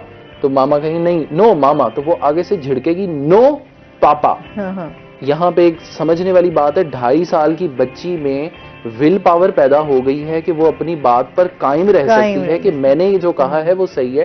2.5 साल की बच्ची, अभी उसको सही गलत का नहीं पता।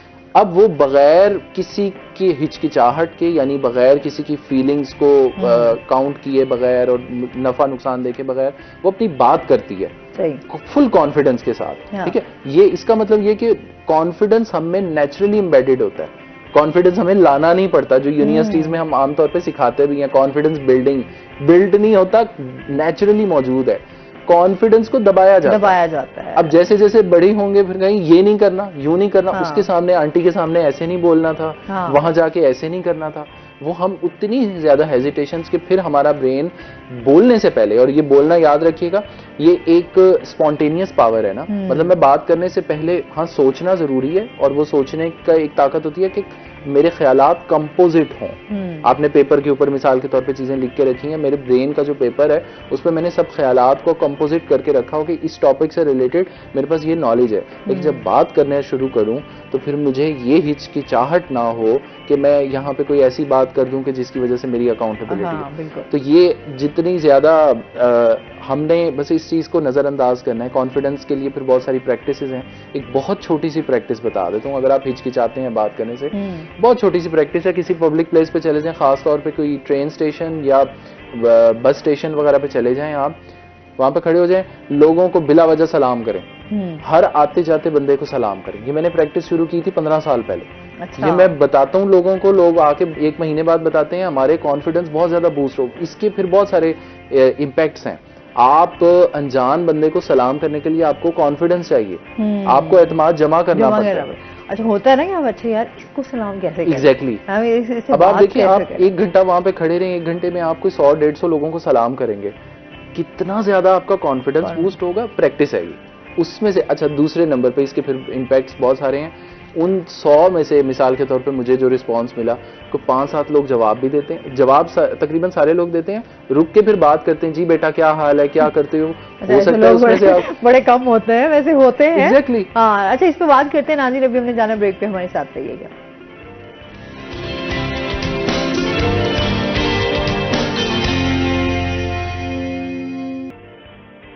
एक नाजरीन, और इसके साथ ही चलते हैं अपने सेगमेंट की तरफ। आज के भाव शकील सुल्तान हमारे साथ मौजूद हैं। शकील से जानते हैं आज मार्केट में सब्जियों फलों के क्या रेट्स हैं।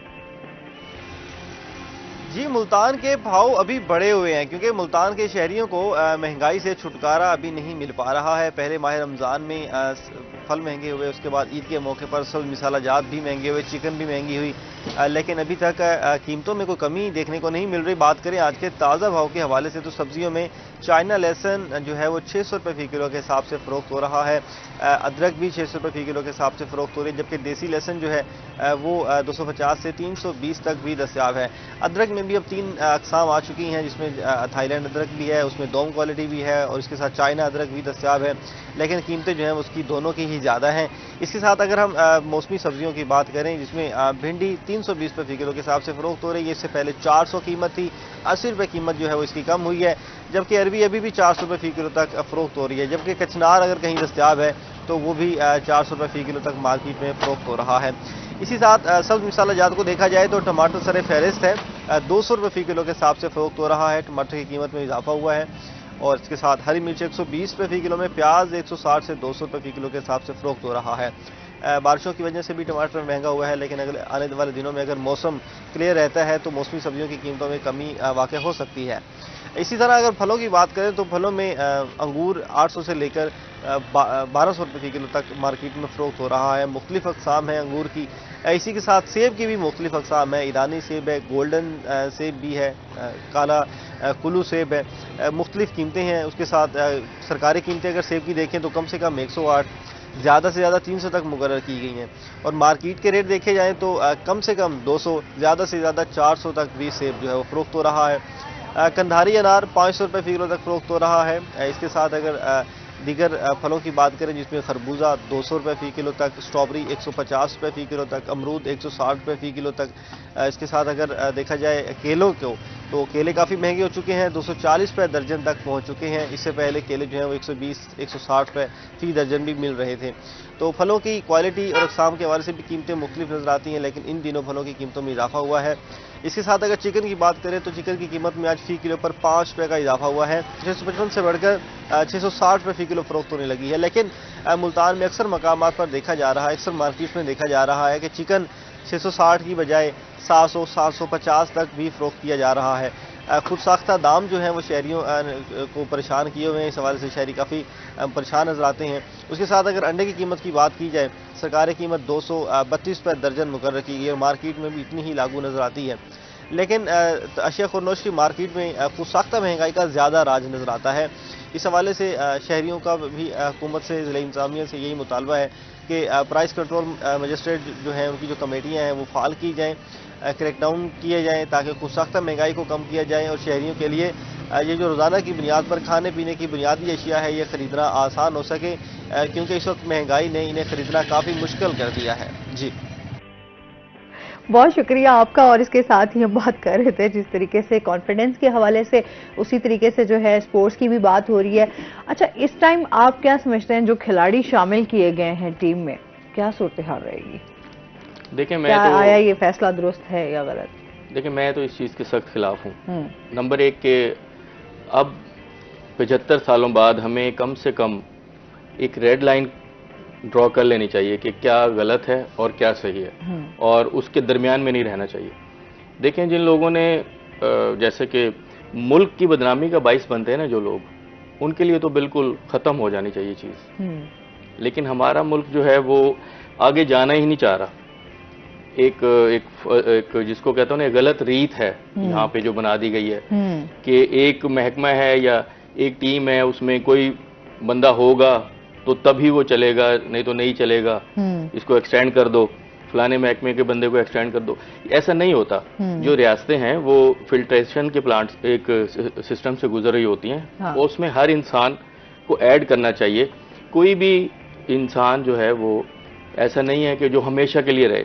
ऐसे तो महेंद्र सिंह धोनी को वो रिटायर ही ना होने देते इंडिया वाले, जितनी अच्छी एवरेज है उसकी फतुहात की।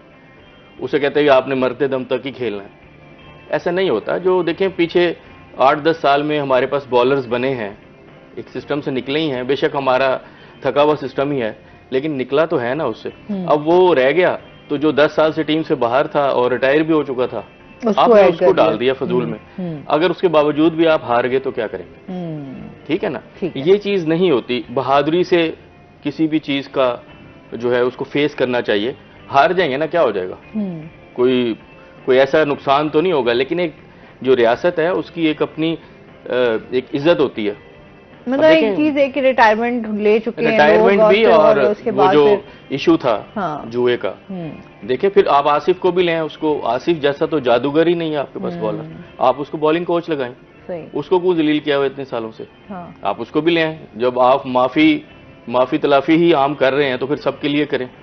लेकिन मुल्क के बारे में जो चीज बदनामी का बायस बने उसमें माफी नहीं होनी चाहिए। हमारे यहाँ बदकिस्मती से टोले बने हुए हैं किसी भी इदारे में और किसी भी चीज में, चाहे वो स्पोर्ट्स हो, वो टोले अपनी बारी का इंतजार कर रहे होते हैं, वो अपनी टीम को आगे ले आते हैं। ठीक है ना? टोले इसलिए कह रहा हूं कि वो बहुत सारे लोग इन्वॉल्व होते हैं। ठीक।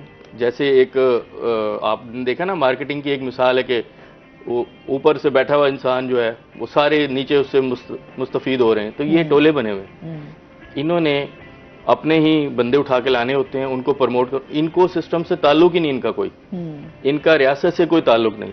ये क्या करते हैं जी, यार वो ऊपर मेरा बंदा आ गया है तो मुझे खिला देगा। इवन के ड्राइवरों तक को फर्स्ट क्लास खिलाई गई है। आप पास टाइम उठा के देखें तो ये बहुत, हम लोग अभी भी नहीं आगे जाना चाह रहे। तो मैं तो इस चीज़ के सख्त खिलाफ हूँ। मैं तामीरी तक तनकीद कर रहा हूँ कि हमें एक लाइन ड्रॉ कर लेनी चाहिए कि जो चीज़ मुल्क की बदनामी का बायस बने वो ख़त्म होनी चाहिए, उसको तो आगे आना ही नहीं चाहिए। उसका चेहरा भी नहीं दिखाना चाहिए। सही। ठीक है ना? आप ये तो तरीका नहीं होता।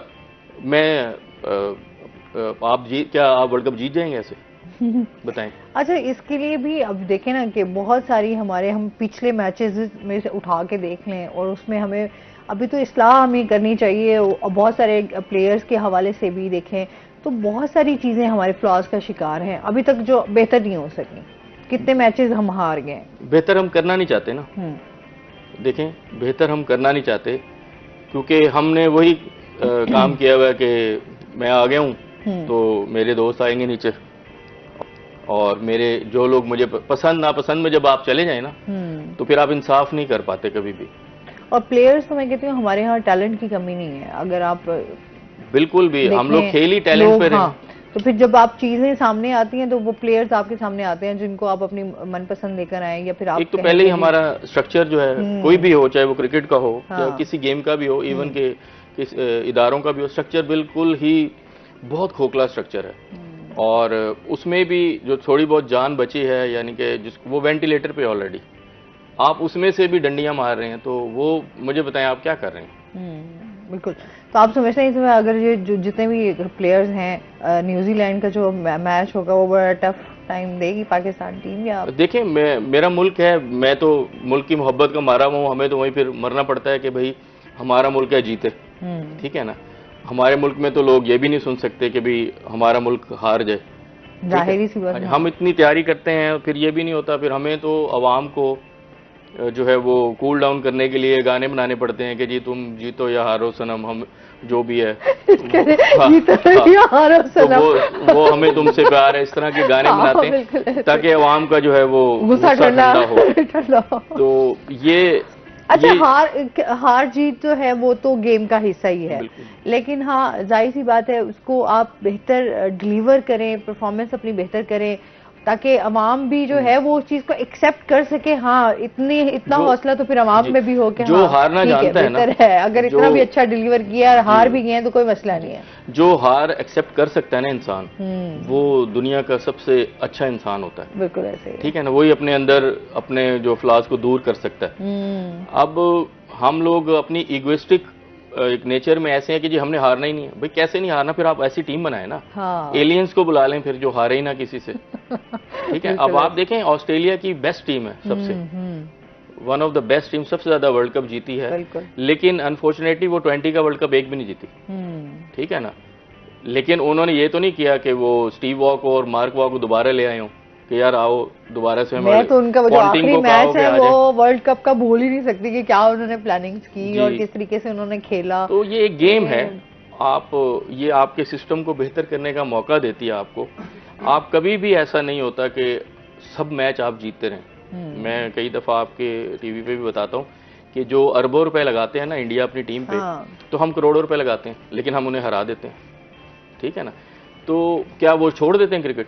वो नहीं छोड़ते, वो उन चीज़ों पे काम करते हैं, वो नए कैप्टन्स बनाते हैं, बाबर आजम के बारे में आप क्या कहेंगे? बाबर बेस्ट है आपके सामने, वो सपोर्ट करना चाहिए।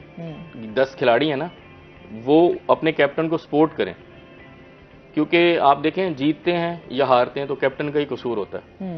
फर्स्ट रूल ऑफ लीडरशिप जो है तो वो उसी के ऊपर ही आ जाता है कि first rule of leadership, every fault is your fault. तो जब जीतते हैं तो जी वाह वाह वाह, जब हारते हैं तो वो बाबर ने अगर 100 भी किया होता है ना, बाकी टीम ने 100 ही बनाया होता है 10 बंदों ने, तो वो कहते हैं जी बाबर का ही कसूर है। अच्छा जी, एक कॉलर है हमारे साथ। अस्सलाम वालेकुम। जी वालेकुम सलाम जी। प्रोग्राम माशाल्लाह बहुत अच्छा चल रहा है, दोनों बहुत अच्छे स्पोर्ट्समैन भी बहुत अच्छे हैं, वो कर रहे हैं, स्पीच कर रहे हैं, और दूसरे साहब जो है वकार साहब वो भी माशाल्लाह बहुत अच्छी स्पीच कर रहे हैं। तो मैं बस इस प्रोग्राम को अप्रिशिएट करना चाह रहा था। बहुत शुक्रिया। वालेकुम सलाम। मैं मुल्तान से बोल रहा हूँ, मेरा नाम तैयब है। जी जी। तो मैं ये प्रोग्राम माशाल्लाह बहुत अच्छा चल रहा है।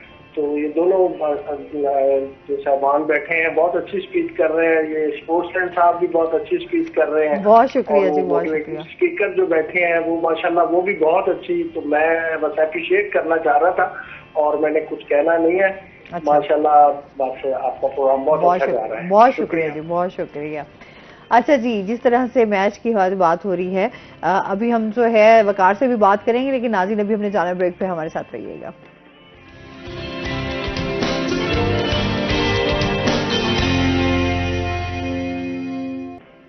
वेलकम बैक नाज़रीन। अच्छा जी, वकार से हम उस टाइम बात कर रहे थे कि जिस तरह से ये बात कर रहे थे कि एक तो प्रैक्टिस जिस तरह से कि हर किसी को जो है अब सलाम करना शुरू कर दें। अच्छा, उस पर मैं बात करना चाह रही थी वकार, हमने ब्रेक में भी बात की कि लोग डर भी जाते हैं। अच्छा, उसमें भी लोगों का भी बड़ा रिएक्शन जो है वो हर किसी का डिफरेंट होता है। कुछ बहुत आपको प्यार से मिलेंगे, कुछ आपसे डर जाएंगे, कुछ आपसे भागेंगे। तो इस हवाले से भी तो ये भी रिएक्शंस बड़े मिलते हैं ना। एक बहुत मशहूर स्कूल है, उनकी पूरी चेन, ये गर्मियों की छुट्टियां होती है ना, तो उन्होंने अपनी टीचर्स को रिफ्रेशर कोर्स करवाना था, इसी तरह स्पोकन इंग्लिश के हवाले से, कॉन्फिडेंस के हवाले से। फीमेल टीचर्स थी सारी, तो उनमें मैंने वही देखा कॉन्फिडेंस की कमी है।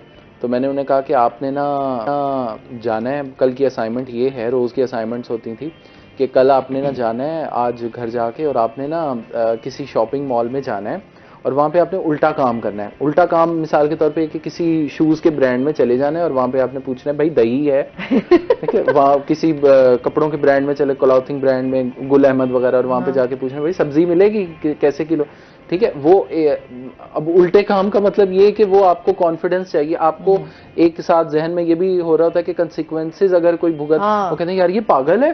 अच्छा, अगले दिन उन्होंने मुझे जो आके बताया उसके रिजल्ट्स बड़े ही कमाल थे। वो कहते हैं इससे पहले कि वो कोई रिएक्शन देते हैं हमारे साथ जो भाई या हमारे हस्बैंड, वो हमें खींच के, ये पागल हो गई हो तुम, हमारी इज्जत का तुम, वो हमें खींच के बाहर ले आते थे। ठीक है, इस वक्त इस तरह की प्रैक्टिस करने के लिए मतलब आपको जरूरी है, जैसे आप इस तरह की किसी जगह पे खड़े हैं, आप फुल सूटेड बूटेड होकर खड़े हो, बहुत अच्छे कपड़े पहनकर खड़े हो, क्योंकि आमतौर पे मैंने बताया ना सलाम करते हैं तो हम डर जाते हैं यार ये अभी मुझसे कुछ मांगेगा, हमारे यहाँ पे जो फकीरों का जो बहुत ज्यादा, बिल्कुल ठीक है, आप बहुत अच्छे कपड़े पहनकर खड़े हो और ऐसी जगह पे फिर खड़े होंगे, लोग कहेंगे इसका मतलब इसे कुछ चाहिए नहीं। और दूसरा अगेन वो उनका जो ये वाला खतरा है वो उसी लम्हे खत्म हो जाएगा। आप उन्हें सलाम करेंगे, वो जवाब देंगे या नहीं देंगे आगे गुजर जाएंगे, आपको उनसे कोई गर्ज नहीं है। सही, ठीक है। तो वो डर वाला जो आपके, बल्कि आपके अंदर जो डर था कि पता नहीं क्या हो जाएगा, वो खत्म हो जाएगा। एक प्रैक्टिस है, ऐसी हजारों प्रैक्टिसेस हैं, मेरे पास एक बुक है उसमें ऐसी 1500 प्रैक्टिसेस मैंने लिखी हैं। सही, ये हम करवाते हैं ट्रेनिंग के अंदर। अच्छा, एक तो ये हो गई, कुछ और भी टिप्स जो आप हमारे नाज़रीन के साथ शेयर करना चाहें? ये सिचुएशन टू सिचुएशन जो है ना वेरी करती है। ये वो है जो जेनेरिक, मतलब अब मुझे नहीं पता ना हमारी ऑडियंस कौन है, तो ये जेनेरिक है। सिचुएशन टू सिचुएशन ऐसे वेरी करती है कि आप आई डोंट नो, आप एक बिजनेसमैन है, आप एक स्टूडेंट हैं, आप स्टूडेंट फिर किस लेवल के, कॉलेज, स्कूल, यूनिवर्सिटी, कहाँ पर हैं, कॉन्फिडेंस आपको चाहिए क्यों? अभी तो ये भी देखते हैं ना हम, हमारे बच्चों में भी ये चीज जो है वो खत्म होती जा रही है। अच्छा, यूनिवर्सिटी लेवल पर भी आकर अब हम देखते हैं कि यूनिवर्सिटी के बच्चों में भी ये चीज़ वही है। नहीं है। आप देखें आज मतलब मेरी बेटी या मेरी भांजी वो सवाल करेंगी, 1000 सवाल, हाँ। ये क्या है, ये क्या है, ये क्या है, लेकिन हाँ। अगर हम यूनिवर्सिटी के स्टूडेंट से बात करते हैं उनके पास कोई सवाल नहीं होता। हाँ। उनका क्योंकि क्यूरोसिटी खत्म कर दी गई है, जुस्तजू खत्म कर दी गई है। उनको जुस्तजू है तो सिर्फ इस चीज की कि मुझे नौकरी मिलेगी या नहीं। हाँ। बच्चों में कॉन्फिडेंस पैदा करने के लिए मैं ये कहता हूँ उनको सवाल करना सिखाएं। किसी भी तरह का वो काम कर रहे हैं या वो सवाल करना चाह रहे हैं, उनको रोकें मत। देखें, सवाल करने से वो दिमाग रोकता है जिसके पास जवाब नहीं होता। जब मेरे पास जवाब नहीं होगा ना तो मैं कहूँगा ये तुम्हारा फजूल सवाल है। जबकि सवाल अगर पैदा हुआ है, यानी अल्फाजों का वो मजमुआ अगर पैदा हुआ है, इसका मतलब कायनात में उसका कहीं ना कहीं जवाब मौजूद है, बस मुझे नहीं मालूम। बच्चों में सवाल करने की सलाहियत, बार बार मैं इस चीज़, मेरा पूरा इस वक्त सबसे ज़्यादा जो फोकस है पिछले 1 साल से, सवाल करने की सलाहियत अगर हमारी कौम के अंदर आ जाए, क्यूरोसिटी पैदा हो जाए। अभी हम स्टार्टअप्स की बात कर रहे थे, अगर आप सवाल करने का खाली आप तरीका सीख लेना तो आप में कॉन्फिडेंस भी पैदा हो जाएगा। आप प्रॉब्लम से निकलने का हल निकाल लेंगे, क्रिटिकल थिंकिंग आप में पैदा, क्रिएटिव थिंकिंग, फिर ये इतने सारे इसके वसी जो हैं डायनामिक्स हैं कि मैं बयान नहीं कर सकता। सवाल करना सिखाएं बच्चों को। अच्छा, वो ये फिर अगर वो सवाल कर रहे हैं तो फिर उनको जवाब भी उनको मिलना चाहिए ना। बिल्कुल। अच्छा, हमारे यहाँ पेरेंट्स स्पेशली या टीचर्स भी हों तो वो उस तरीके से जो है वो उसको प्रॉपर जवाब भी नहीं देते और स्नप कर दिया जाता है कि बैठ जाओ, या फिर डांट दिया जाता है कि ये कैसा सवाल कर दिया है तुमने। ऐसे ही है वो। नीचे इसके ऊपर कहते हैं we only ask questions we are ready to receive the answers of. और ख्वाजा शमसुद्दीन रूमी साहब इसके ऊपर फरमाते हैं, ख्वाजा जलालुद्दीन रूमी साहब इस पर फरमाते हैं कि हर वो सवाल जो तुम्हारे अंदर पैदा होता है उसका जवाब तुम्हारे अंदर ही मौजूद है, उसको सिर्फ तुम्हें तलाश करना है।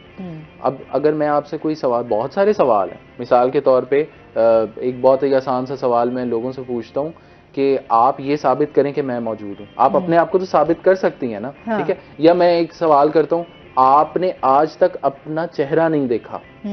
तो कहते हैं ये क्या बात हुई, अभी तो सुबह आते हुए शीशे में देखा था। आपने शीशे में अपनी रिफ्लेक्शन देखी है, आपने आज तक अपनी शक्ल नहीं देखी। ये सोचने वाली बात अब कि हमने देखा, अपने आप को नहीं देखा, तो इससे आगे फिर बहुत सारी चीजें पैदा हो जाती हैं।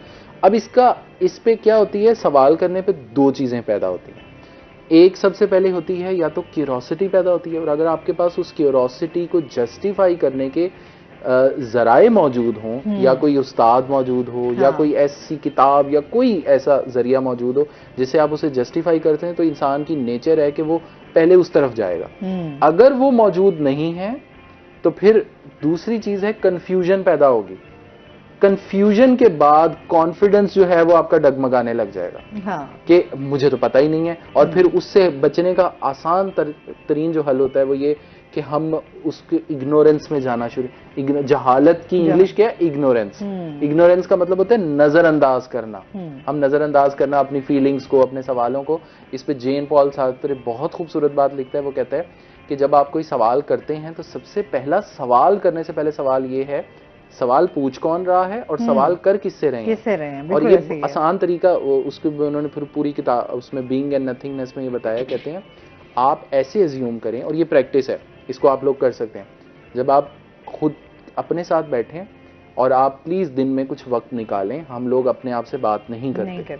आप बैठें तो आप ना अपनी जात को सामने निकालकर इस कुर्सी पर बिठा दें, अकेले बैठे हों। अब उससे बात शुरू करें, अपने आप से बात करें कि ये मैंने आज के दिन में, मिसाल के तौर पे मुझे पता है कि मैंने यहाँ से जब जाना है तो मैंने जब शाम को बैठना है, रात को, तो मैंने ये कहना है मैं कितनी फजूल बातें करके आया हूँ। इससे बहुत बेहतर बातें हो सकती थी। खुद एहतसाबी, तज़किया नफ्स, अपने आप को सामने बिठाएं, सवाल शुरू करें। जब आप सवाल करना शुरू, आपको ये नहीं पता आपका वो जो एक जात और है ज़ौक़े तजल्ली भी इसी खाक में पिन्हा, गाफिल तो निरा साहिब अदराक नहीं है। वो तजल्ली की जो एक सूरत अल्लाह ताला ने हमारी इस खाक के अंदर पिन्हा कर रखी है, वो हमें जवाब देगी। जिस पे अल्लामा इकबाल फिर कहते हैं अफलाक से आता है नालों का जवाब आखिर, करते हैं खिताब आखिर, उठते हैं हिजाब आखिर, सारे जवाब मिल जाएंगे। हाँ, अच्छा, ये तज़किया नफ्स भी बड़ी मजे की चीज़ है, ये आपने बात की है। समटाइम मैं भी इस तरह की ये प्रैक्टिस जो है, मैं आपने बात कर दी तो मैं कभी कभी ये हरकत जो है वो खुद भी की हूँ।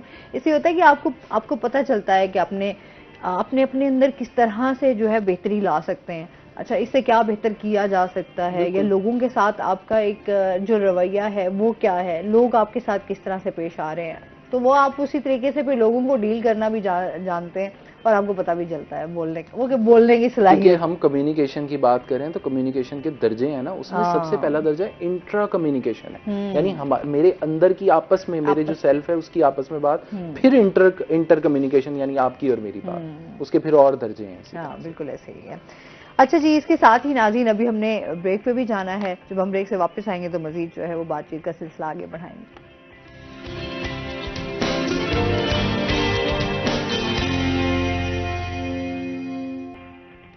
वेलकम बैक नाज़रीन। अच्छा, आप क्या सजेस्ट करते हैं, हमारी इस टाइम जो है मेन जिसको चीज़ को बेहतर करने की ज़रूरत है, क्या हमारी बैटिंग को जो है उस हवाले से बात करेंगे या फिर बॉलिंग के हवाले से बात करेंगे? देखें, फील्डिंग सबसे बेहतर होनी चाहिए, वही टीम जीतती है मेरी नज़र में। क्योंकि अपॉर्चुनिटीज़ जब मिलती हैं तो उनको जो टीम मसलन कैचेस होते हैं वो ड्रॉप नहीं करते ना। आप एक बंदे का कैच ड्रॉप करेंगे, वो 10 स्कोर पे खेल रहा है तो वो 100 कर जाएगा आगे, तो वो 90 रन आप एक्स्ट्रा दे देंगे। उसमें बेचारे बॉलर्स क्या करेंगे, या वो बैट्समैन क्या करेंगे जिन्होंने आपको 20 ओवर्स में 200 रन बना के दिए हैं, जो आपने डिफेंड करने पूरी टीम में। तो फील्डिंग सबसे पहले आपको इम्प्रूव करनी चाहिए, हमारे प्लेयर्स को चाहिए, और हमारे फील्डिंग कोचेज़ अच्छे होने चाहिए जो सही फील्ड। हमारे यहाँ एक क्योंकि मैं फर्स्ट क्लास क्रिकेट खेला हूँ और मैंने वो लेवल देखा है और वो लोगों के रवैये भी देखे हैं। आप देखें, ये जो हमारे इंटरनेशनल प्लेयर्स होते हैं ना, ये फील्डिंग करना भी पसंद नहीं करते। और अब जब आपका रवैया ये होगा कि भाई आप कोई हर फन मौला ही बन गए हैं, तो फिर आप में बेहतरी नहीं आएगी। ठीक है, आप टीवी पे नज़र आएंगे, आप पैसा भी कमा लेंगे, 5-6 साल पूरी टीम पे वजन बन के भी रहेंगे, कौम का भी एक आधा 5-7 मैचों के बाद एक मैच में आप स्कोर भी करके फिर दोबारा यहाँ तो जगह बनाना, यहाँ वो पंजाबी में ना डंग टपाऊ काम होता है, अब अच्छा हो जाए फिर देखा जाएगा। हमारे कई प्लेयर्स हैं वो एक सीरीज़ में ही अच्छा खेले हैं और पूरा 10-10 साल खेल गए। तो ऐसा नहीं होता, दूसरे ममालिक में ऐसा नहीं होता। आपको मुतवातर जो है आपको परफॉर्म करना पड़ता है, बॉलिंग में नहीं, बैटिंग में नहीं, फील्डिंग में परफॉर्म करें, आप टीम में नज़र आने चाहिए। तो मैं उम्मीद रखता हूँ ये लोग शायद अच्छा हो जाएं। शायद इसलिए लगा रहा हूँ कि अभी 75 सालों में तो हमें नहीं नज़र आया कुछ ऐसा। ये जब आप टोले बना लेते हैं ना, तो उसका किसी भी चीज़ में आप जब एक इस तरह की लॉबीज बनाते हैं ना, और फिर उसके बाद वो लोग आगे होते हैं, तो उससे ना रियासत को नुकसान हो रहा होता है। वो टीम को नुकसान नहीं हो रहा है, वो रियासत को। जब हम हारेंगे तो कहेंगे पाकिस्तान हार गया, पाकिस्तान की टीम हार गई। वो ये नहीं कहेंगे कि बाबर आजम की टीम हार गई या किसी और की टीम। तो हाँ जी, और वो ये भी नहीं कहेंगे कि जी पीसीबी की टीम हार गई, वो कहेंगे पाकिस्तान हार गया। तो हमें एटलीस्ट पाकिस्तान का सोचना चाहिए। आगे अब वर्ल्ड कप आ रहा है, बेसिकली तो ये 5 मैचेस हमारी तैयारी है उसके, उसी का हिस्सा है। तो हमारी टीम चलें, जो भी लड़के हैं डाले हैं। अब वो पाकिस्तान में तो यही है ना, सो फार सो गुड, चलो हो गया तो चलें। अच्छा, ये समझते हैं कि अच्छा टीम में अब उनकी अगर वापसी हुई है तो अगर वो बेहतर परफॉर्म नहीं करेंगे तो फिर उसके बाद फिर उनका आगे क्या? मैं यही तो बता रहा हूँ। हाँ। आप हमारा जो अब वो उस तरीके की परफॉर्मेंस दे भी सकते हैं, ये भी एक सवालिया निशान बन गया है ना। सिंपल सी बात है, 40 साल का जो बिग बॉय कहूँगा मैं, हम खुद उसी उम्र में चले गए। हम कैसे 20 साल के लड़के को हम कैसे उसको करेंगे? अब मुझे बताएं, ये 40 साल के हो गए हैं और उनको हम एज ए फास्ट बॉलर दोबारा खिला रहे हैं, तो वो 20 साल का एनर्जेटिक और जिसने इतनी परफॉर्म किया हुआ है, जिसके जहन में इतने ख्वाब हैं, जो लेके चल रहा है, अब वो तो स्पेस में चला जाएगा ना। तो आप एक ऐसे गलत जगह पे देखें, इसको कहते हैं पैराशूटर्स। तो आप किसी भी चीज़ में पैराशूटर्स डाल देंगे ना, तो वो सिस्टम से नहीं आए होंगे, तो वो फिर वो तबाही की तरफ जाएगी, वो अच्छी तरफ नहीं जाएगी। और हम कितनी दफ़ा टीमें जो है वो तोड़ तोड़ के नई टीम्स बनाएंगे। आप एक सिस्टम बना दें, हर चीज़ ने सिस्टम के तहत ही चलना होता है, चाहे वो रियासत हो चाहे कोई हो। हाँ। उसमें आप शख्सियत, जैसे भाई बता रहे थे, शख्सियत का आंसर नहीं होना चाहिए कि एक यही है तो फिर यही रहेगी, नहीं। आप लोग तैयार करें उस तरह के। अगर हमारी इंटरनेशनल टीम खेल रही है तो हमारे पास 2 उस तरह की और टीम्स होनी चाहिए। सब मुल्कों के पास होती हैं, हमारे पास भी होनी चाहिए। हम क्या है, हमारा सारा फोकस वही होता है जी, वो 11 हैं। अब बताएं 11 में से, अब मैं फिर वही, आप कहते हैं ना कि जी आप तलखी में रहते हैं, तो अब कब्रिस्तान आप देख लें भरे पड़े हैं। हाँ। कुछ जो लोग कहते थे हमारे बगैर दुनिया नहीं चलेगी, चल रही है ना। तो आपको ये सोचना चाहिए कि अब हमें अब बस कर दें, बहुत हो गया, अब अच्छे तरीके से लेके चलें चीज़ों को। अच्छा, अब चीजों को अब बेहतरी आनी चाहिए। अब लोग भी बड़े थक गए हैं ना, अब एक ही चीज बार बार लोग देखें, और फिर वो दो जनरेशन तो फौत हो गई हैं इसी तब्दीली को देखने के चक्कर में। तीसरी हम हैं, थर्ड जनरेशन, हमारे बच्चे हैं आगे। अगर हम लोग इतने, हमें देखें किसी भी जगह पे हमें कोई अच्छी हेल्दी चीज़ नहीं दिखाई जाती, हमें दिखाया जाता है तो तबाहकारियाँ दिखाई जाती हैं, हमें ऐसी चीज़ें दिखाई जाती हैं कि जो हमारा कॉन्फिडेंस नहीं बनने देती। हम कहते हैं यार वो तो सिफारिशी है, वो ही चला जाएगा, अब मुझे पता है मैं मेहनत करना छोड़ दूंगा फिर। अच्छा, ये तो हमारे सिस्टम का ये फेलियर है ना। हम लोग क्लैप्स कर चुके हैं, हकीकत है जिसे हम कहें कि ये चीज नहीं है, ये चीज मुझे देखे ना, मैं जो मुकाबले का इम्तिहान एक तैयारी करके देने जा रहा हूँ, तैयारी कर रहा हूँ 2 साल से कि जी मैं CSS करूँगा, और अनफॉर्चुनेटली हमारे एक डाकखाने से पेपर पकड़े गए थे CSS के हलशुदा, तो मुझे बताया मैं कहाँ जाऊँगा, जब मैं कि जॉब के लिए जाऊँगा तो वहाँ पहले ही लोग शॉर्ट लिस्टेड हो जाएंगे, तो फिर मैं कहाँ जाऊँगा, हमारे बच्चे क्या सीखेंगे। लाखों की तादाद में, मैं आज भी ये बताइए कितनी आपके लाखों की तादाद में लोग आपके पास आते हैं एप्लीकेशन देकर और उस जॉब के लिए, और सीटें कितनी होती हैं आपके पास, 6 या 7, और उसमें वो बाकी जो लोग हैं वो बेचारे। मैंने ये कभी भी ऑन एयर नहीं बताया कि मैंने 1999 में और 2001 में मैंने क्लब क्रिकेट में 3800 रन बनाए थे एक साल में। अच्छा। तो उसके बावजूद मुझे नहीं खिलाया गया क्योंकि मेरा क्लब का वोट नहीं था। उस वक्त 11 क्लब हुआ करते थे रजिस्टर, तो जिसके पास 7 होते थे उसका सदर बन जाता था। हमारा सिस्टम ही खराब है। वो अपने लड़के खिलाते थे। वही तमाम चीजें जो आपकी इर्द गिर्द घूमती हैं वो सिस्टम के इर्द गिर्द, और सिस्टम बेहतर होगा तो मेरे ख्याल में हम ये चीजें छुपाते आए हैं ताकि नए बच्चे जो है ना वो डिस्करेज ना हो। लेकिन अभी हमें किसी को तो बताना पड़ेगा कि ये चीज खराब है यार, इसे ठीक करो, इसे ठीक करो। बिल्कुल ऐसे ही है। अच्छा वकार, क्या मैसेज भी देना चाहेंगे, क्योंकि जाहिर सी बात है कॉन्फिडेंस की बातें हो रही हैं और उसके साथ ही हमारी बात हो रही है स्पीकिंग बात, तो क्या लास्ट में क्या कहना चाहेंगे, क्योंकि हमारे पास टाइम भी बड़ा शॉर्ट है। ये है कि जब कोई भी बात करने के लिए मुंह खोलें ना, तो पहले ये सोच लें कि आपका ये बात करने का मकसद क्या है।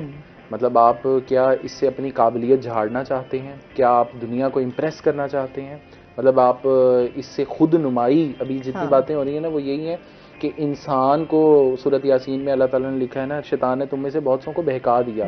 तो अब बहके हुए लोग जो हैं वो बस ये चाहते हैं कि मेरी खुद नुमाई हो। मैं बात करूंगा, मैं चाहे सच्ची झूठी कहानियां सुनाऊं, लोग मुझे बस किसी भी तरह। जैसे एक टिपिकल वो है, और सॉरी प्लीज ये अगली दफा मेरे तारुफ में से काट दीजिएगा, I don't call my self a motivational speaker, ठीक है, मैं हूं ही नहीं।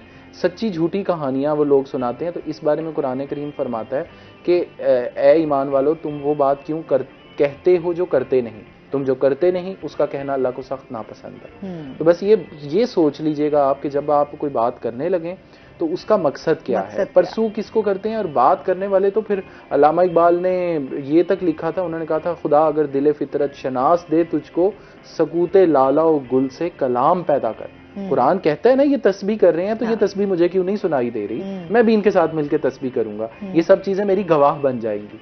तो वो आप उसमें जब आपकी गुफ्तगू हो ना, तो वो ऐसे हो जो कायनात सुन रही हो, उसका आपको जवाब दे रही है। बहुत शुक्रिया वकार आपका, आप हमारे साथ रहे, और इसके साथ ही अदनान आपका भी बहुत शुक्रिया। नाज़रीन, आज का शो यहीं पे खत्म हुआ। अपना बहुत सारा ख्याल रखिएगा, दुआओं में याद रखिएगा। इंशाल्लाह जिंदगी ने साथ दिया तो सुबह आपसे फिर मुलाकात होगी। अल्लाह हाफ़िज़।